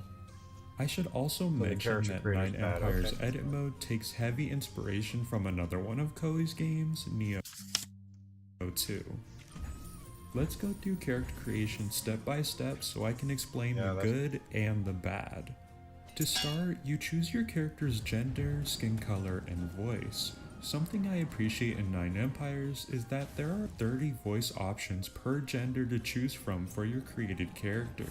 This can be a big deal for players that like to create a lot of characters. For example, 8 Empires has 10 voices available for your character per gender, with the ability to adjust pitch. So when you have over 100 created characters running around using the same voices, it really starts to feel repetitive. Diablo so 3 is a 9 better Empires game. does address that issue. Something that 9 Empires does worse than 8 Empires is body customization. Instead of being able to have a decent variety of body types, especially with height and weight, 9 Empires characters really just have all the same fit or skinny body. Next is facial customization, and this is one of the areas where 9 Empires really shines. Facial customization is deep, with options to customize the depth, height, width, angle, and spacing of almost every part of your character's face. A lot of the changes are subtle, but combined they can make a truly unique face. I could have spent so much time just getting a character's face exactly to fit my vision of them. Now it's no Black Desert Online, but it's really good as far as face customization goes. After that comes hair, another amazing part of the character creation in this game. Unlike many games where you just pick a set hairstyle, 9 Empires breaks hair down into multiple separate sections: the base hair, the fringe, the sides, and the tied up hair. Now, not every hairstyle lets you change these 4 things, but plenty of them do. Just like with faces, there are probably hundreds and hundreds of unique combinations that you can make to get the perfect hairstyle. You've also got a number of makeup, facial hair, and different accessory options too. So faces and hair are great, but the problems really start when you get to the clothing and armor, which are arguably the most important part of the character creation because they'll be what you're looking at most of the time. But let's start with the positives first. This is the first Empires game to have clothing be separate from armor. In theory, that's a really cool concept. It gives the potential to create really interesting and layered outfits for your character, like almost all actual Dynasty Warriors characters wear. You can also set your character to take off their armor when they're not in combat, which is nice for immersion. Unfortunately, that's where the positives stop. The first problem with the clothing and armor options is that there just simply isn't enough of either. There are about 12 types of clothing options and 12 types of armor options. You can mix and match tops with bottoms, but most of the time they don't look that great when they're mismatched. The developers also decided to waste some of the very limited clothing and armor slots on things that don't fit the setting whatsoever, like a schoolgirl outfit, samurai armor, and medieval knight armor. Now I understand that this is a video game and everything doesn't need to fit the setting, but there needs to be more realistic options to choose from before you waste time adding in these extra options. 8 Empires has these weird options too, but it felt like that game had enough realistic options to offset them. Now something else that I think is cool is that you can adjust some of the material, trims, and patterns of the clothing and armor. But yet again, I feel like there was just a lack of options in these categories to make it really meaningful. So yeah, I think the armor was a huge missed opportunity, and the developers really should have added more options into it. I think it's definitely possible to create good-looking, unique characters, but I don't think you can create many of them before the lack of options catches up with you. Overall, the edit mode in 9 Empires is disappointing, especially compared to 8 Empires. In 8 Empires, edit mode also allowed you to customize horses, troops, flags, and even entire scenarios for Empires mode. You could easily share all of these things for other players to download too. All of this is absent from 9 Empires, and it would have been great for the game, as one of the worst things about 9 Empires is that everything just starts to look the same after a little while. Now we'll move on to other you're ignored and probably should be. Borrowing the exact same open world from Dynasty Warriors 9, there's little reason to go out into the open world besides if you wanted to go hunting, sightseeing, or visit your house. Everything actually productive that you can do in the open world can also be done in the menus instead in a fraction of the time. Before we move on to the combat, I want to expand on my disappointment with the use, or lack thereof, of the open world in 9 Empires. In case you didn't know, I'll reiterate it. Dynasty Warriors 9 was not a good game. However, one of the exciting things about 9 was that since it was open world, there was the possibility of getting an open world Empires game. Picture this, an Empires game where everything on the map takes place in real time. Multiple battles going on across the map, free reign to order your army around to attack or defend other kingdoms. I know it sounds like I and many other fans were wishing for too much, but I believe the mechanics were already in place since battles are happening across the map in Dynasty Warriors 9. Unfortunately, we weren't so lucky, and the open world in Empires might as well not even be there. I know I'm delusional, but personally I blame the fact that the game released on Switch for not getting the Dream Empires game, as every other console besides the Switch probably could have handled the game like that. That's just speculation though. Okay, so clearly there's no open world battles, so what did we get instead? Sieges. Every single battle in this game is a siege. Your objective in every battle is to either break through the walls of a castle and defeat the enemy commander, or defend your own castle walls. And the map for every siege? A square with small camps dotted throughout. Now if you've never played another Empires game, maybe this doesn't sound like a big deal, but it's really awful in comparison to other Empires games. In previous Empires games, to defeat the enemy army, you would have to navigate through battlefields filled with different paths, natural barriers, and other obstacles in your way. Battles were dynamic in that you would need to manage your army so that you don't lose bases on the other side of the map while you are far away.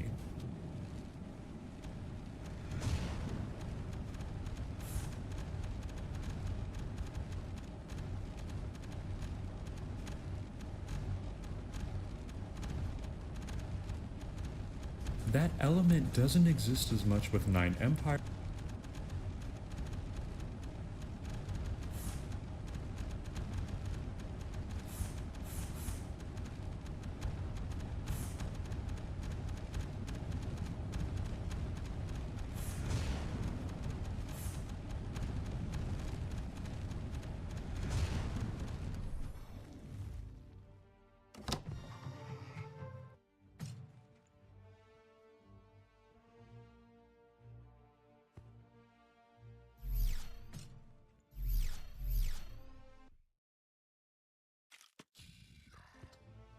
Why are we looking at it?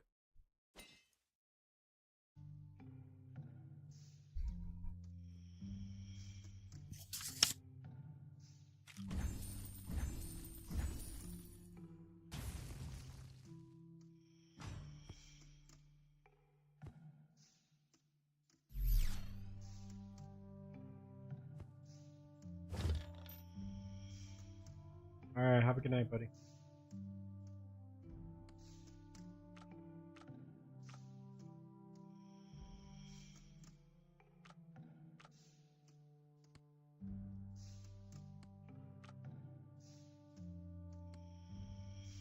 Mm-hmm.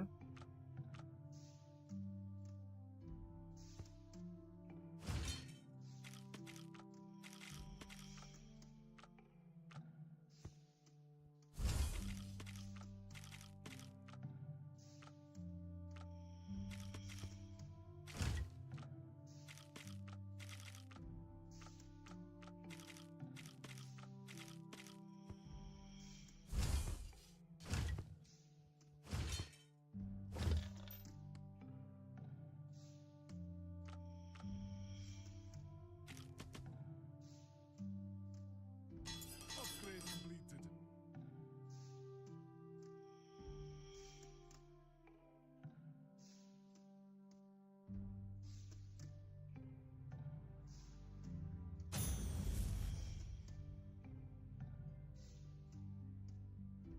Upgrade completed.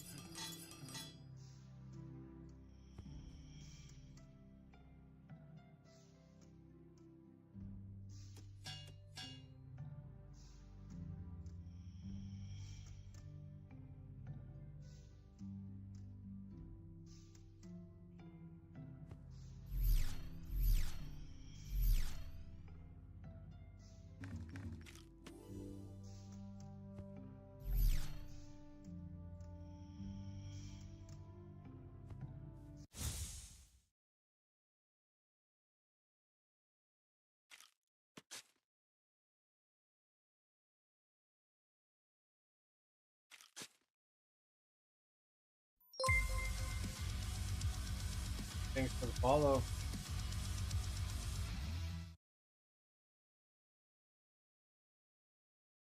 I want this, but with the mage.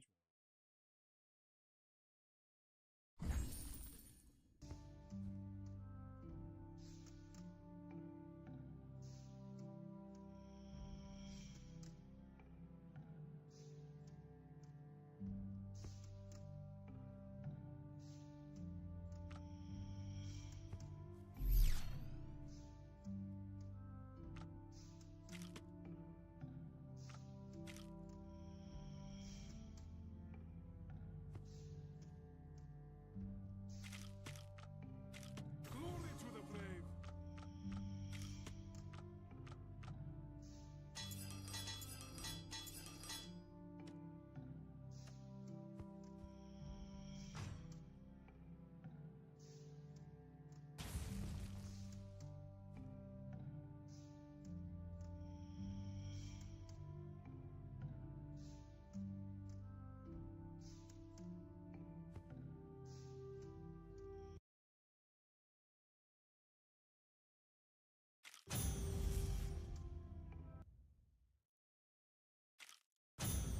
Oh, I didn't want to spend. Crap, I just spent legendary.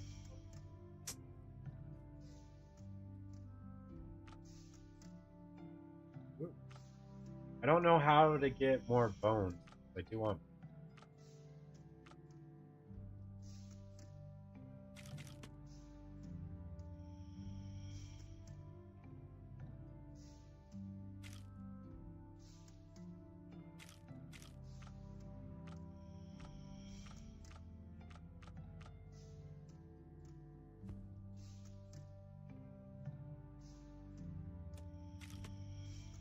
Never done this. If we get attacked or no, oh, oh, I don't have anything.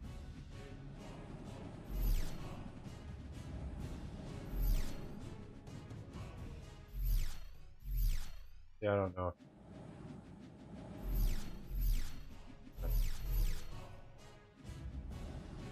Oh, crap.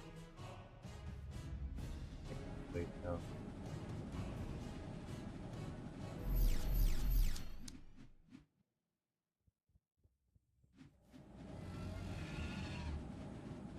Okay. Rupture 60. Oh, I just realized how high it is. Why is it so high?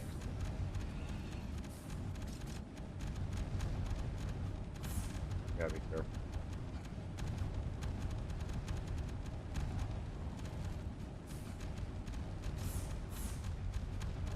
Have to...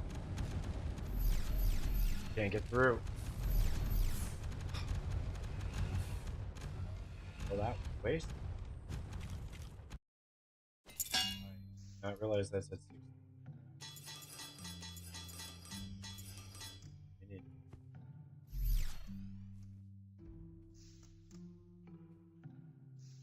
Yeah, it literally says.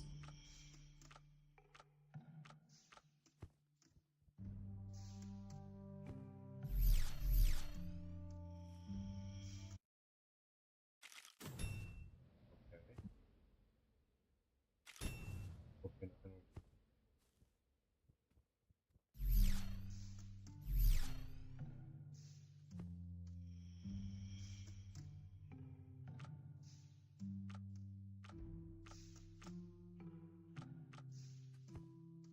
Okay.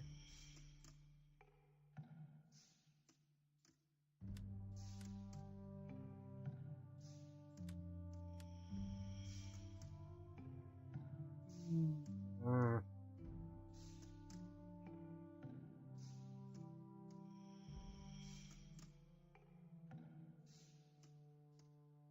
Yes.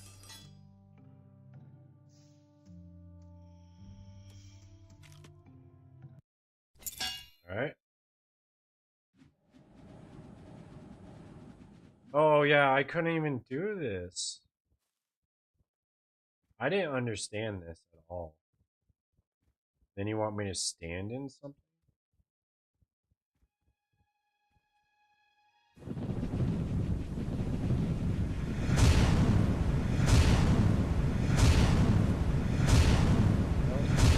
Stupid it have to be. Then you don't move very fast. It's so stupid. So stupid. Well, that was a waste.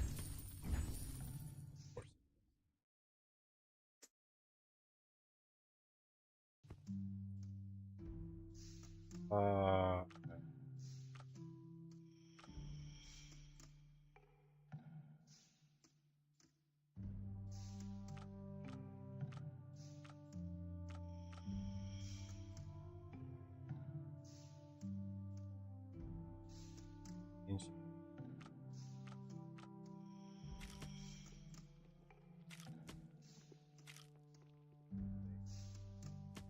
how many do I have? Oh, I have a lot.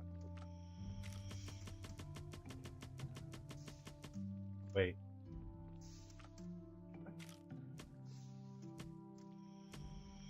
Oh no. Why? Whoops. I didn't mean to waste this.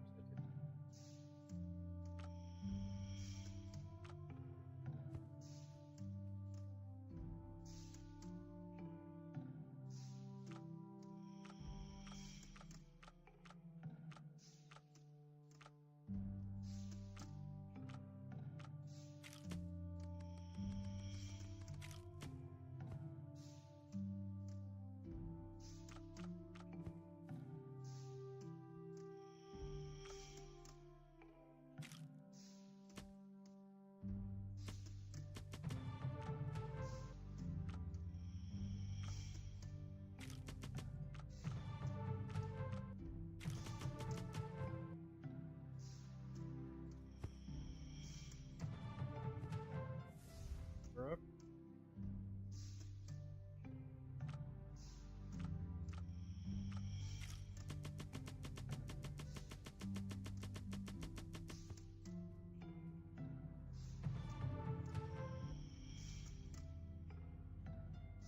Okay. 21 damage. 12. Okay.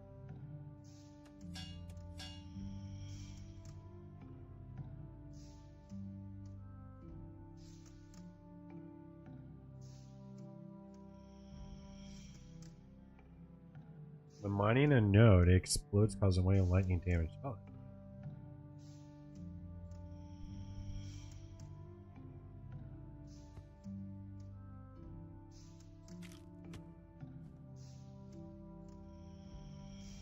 Alright, level 21. We got 25 decks. That's a shame.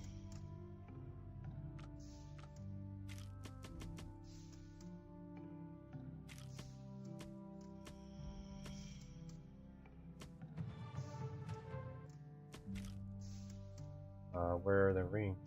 Let me see.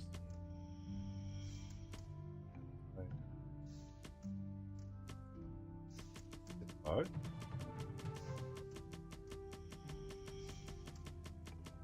The other stats are increasing.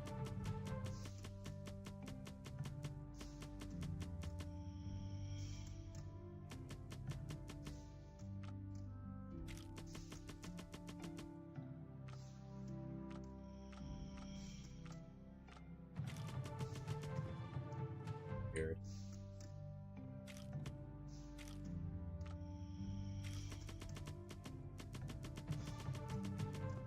Okay. Dex 25. Oh. Yep. That was an upgrade.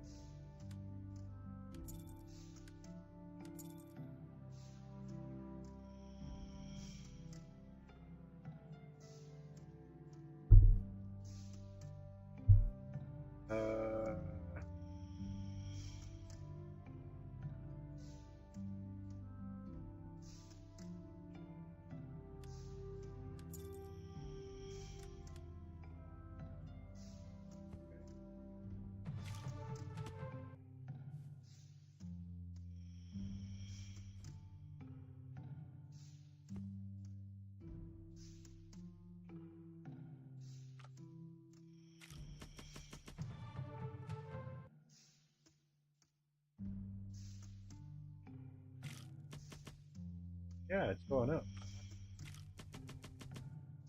That's bug.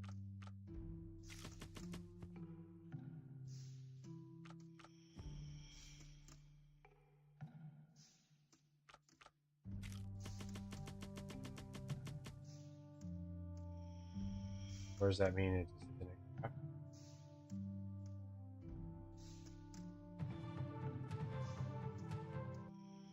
Must be a chance.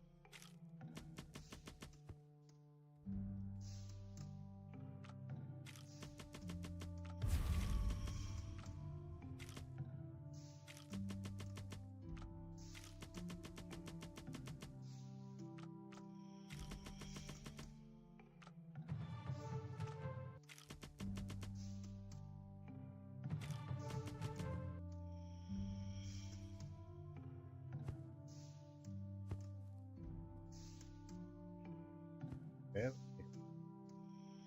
21. Nope.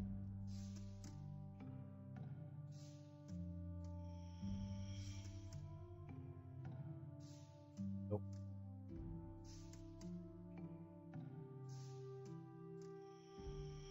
Nope.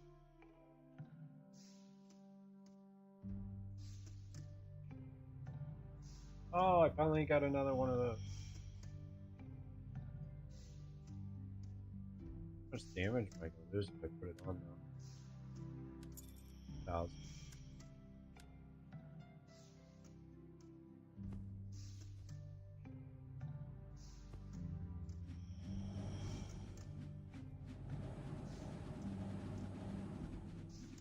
But no life steal and no health.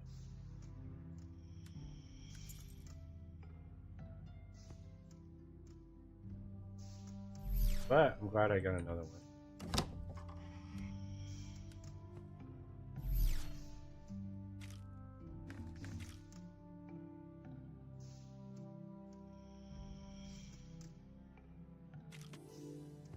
Okay.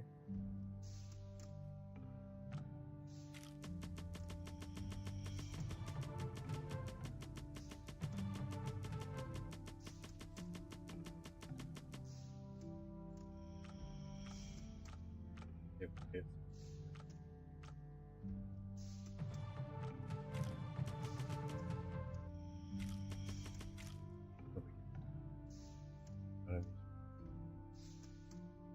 they're not rolling that.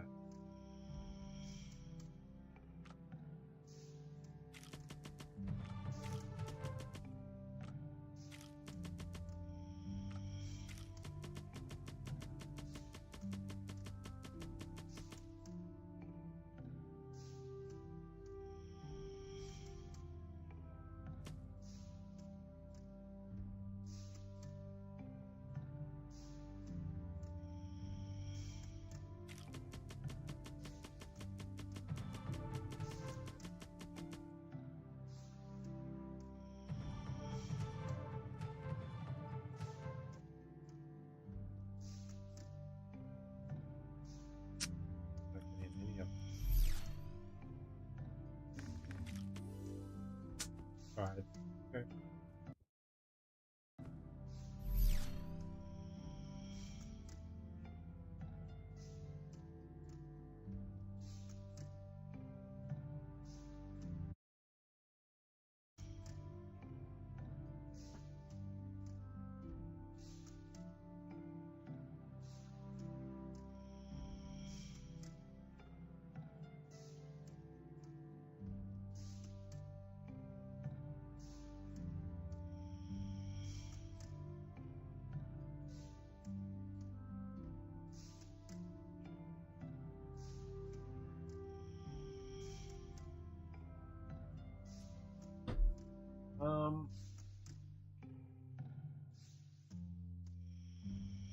Want this, but I want dex and damage.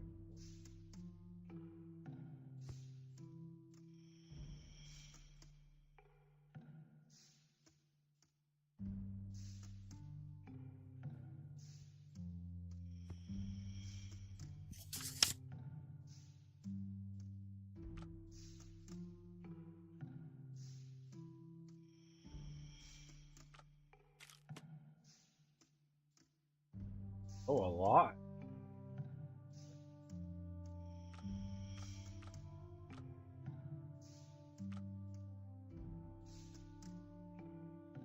Let him keep running.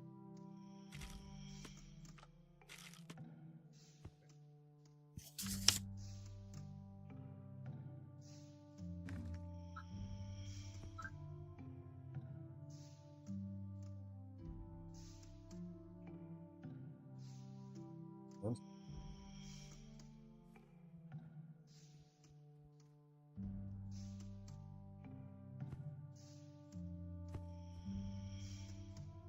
Alright, so archery damage, we're at 7.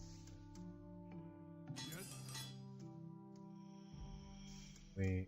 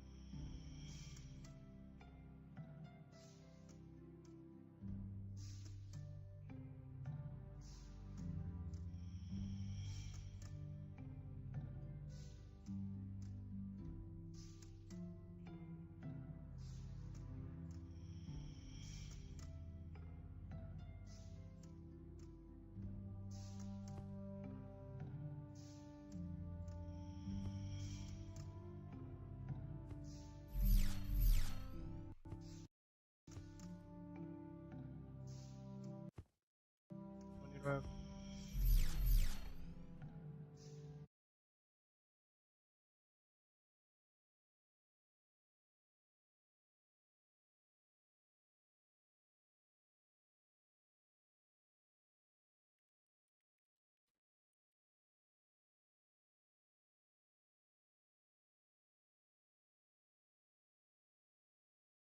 Nobody's streaming it right now.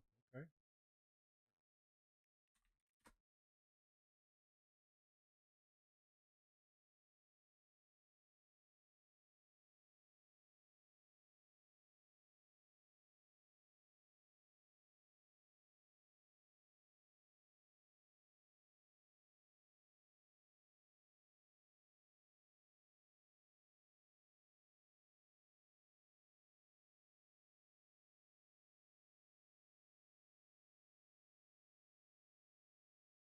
This video is brought to you by Squarespace. Stick around to the end of the video for a special offer they're making available through my channel. Alright, Persona 5 Strikers. I've played about 6 hours of it now, clearing the first of 6 jails, which...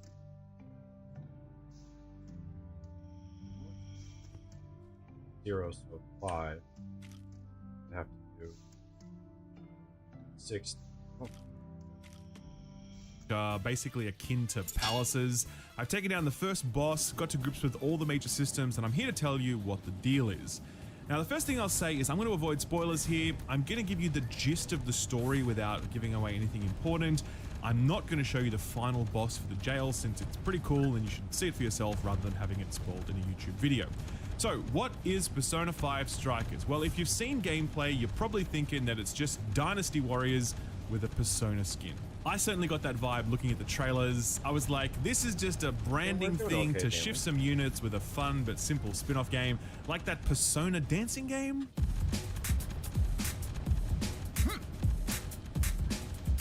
I don't think I'll be able to kill the boss.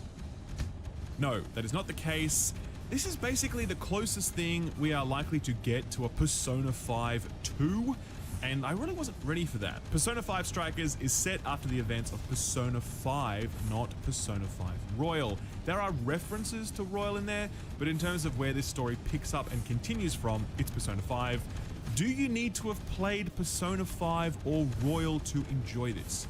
Yes, absolutely, but we'll come back to that point. The gang is back together and some weird shit starts going down involving an influencer by the name of Alice. She is misusing the sway she has over her audience and people are simping her so hard that they like leave their girlfriends for her and mortgage their homes to buy her merch. It's a pertinent, relatable story for all you tier 3 subs out there. Now this setup all plays out through cutscenes and it actually takes a while and this is where one of the more surprising aspects of Strikers starts to come through. There's a lot of story here. In fact, I would say that of the 6 hours I played, at least 2.5, maybe 3 hours of that was cutscenes.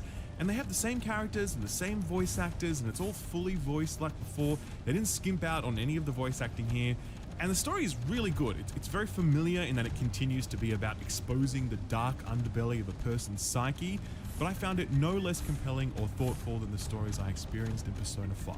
So that's what I meant when I said it's like Persona 5 2, in that it's a continuation of the story with the same characters, with the same attention paid to that story. What's different is that it's a far more linear adventure this time around.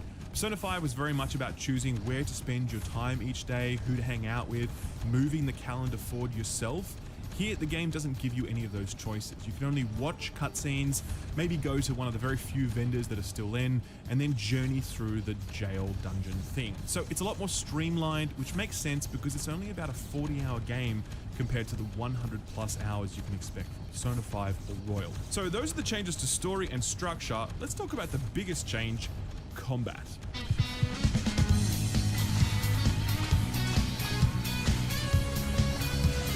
You might be looking at this footage and thinking, that's just Dynasty Warriors. Well, I'm pleased to tell you that it's not.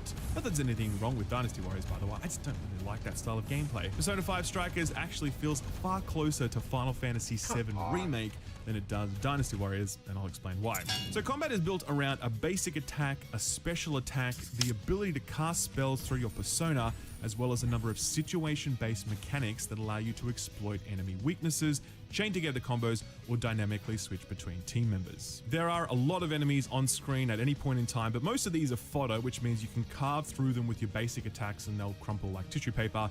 They're really there to make combat look cool and overwhelming, but they pose almost no threat and they don't use any abilities. Nestled amongst the fodder are your real enemies, and they're the same enemies you fought in Persona 5. I don't know their names, but it's the floating pumpkin ghost thing, and the pixies, and the slutty succubuses, and the weird green horse thing. The same enemies you found in Persona 5 with the same weaknesses, and this is where we get to the heart of the combat, summoning your persona. You can kill these enemies with basic attacks, but it's far better to summon your persona to cast spells that exploit their weaknesses. You're literally holding R1, which will pause combat and bring up a targeting circle, and then you select your spell and away you go.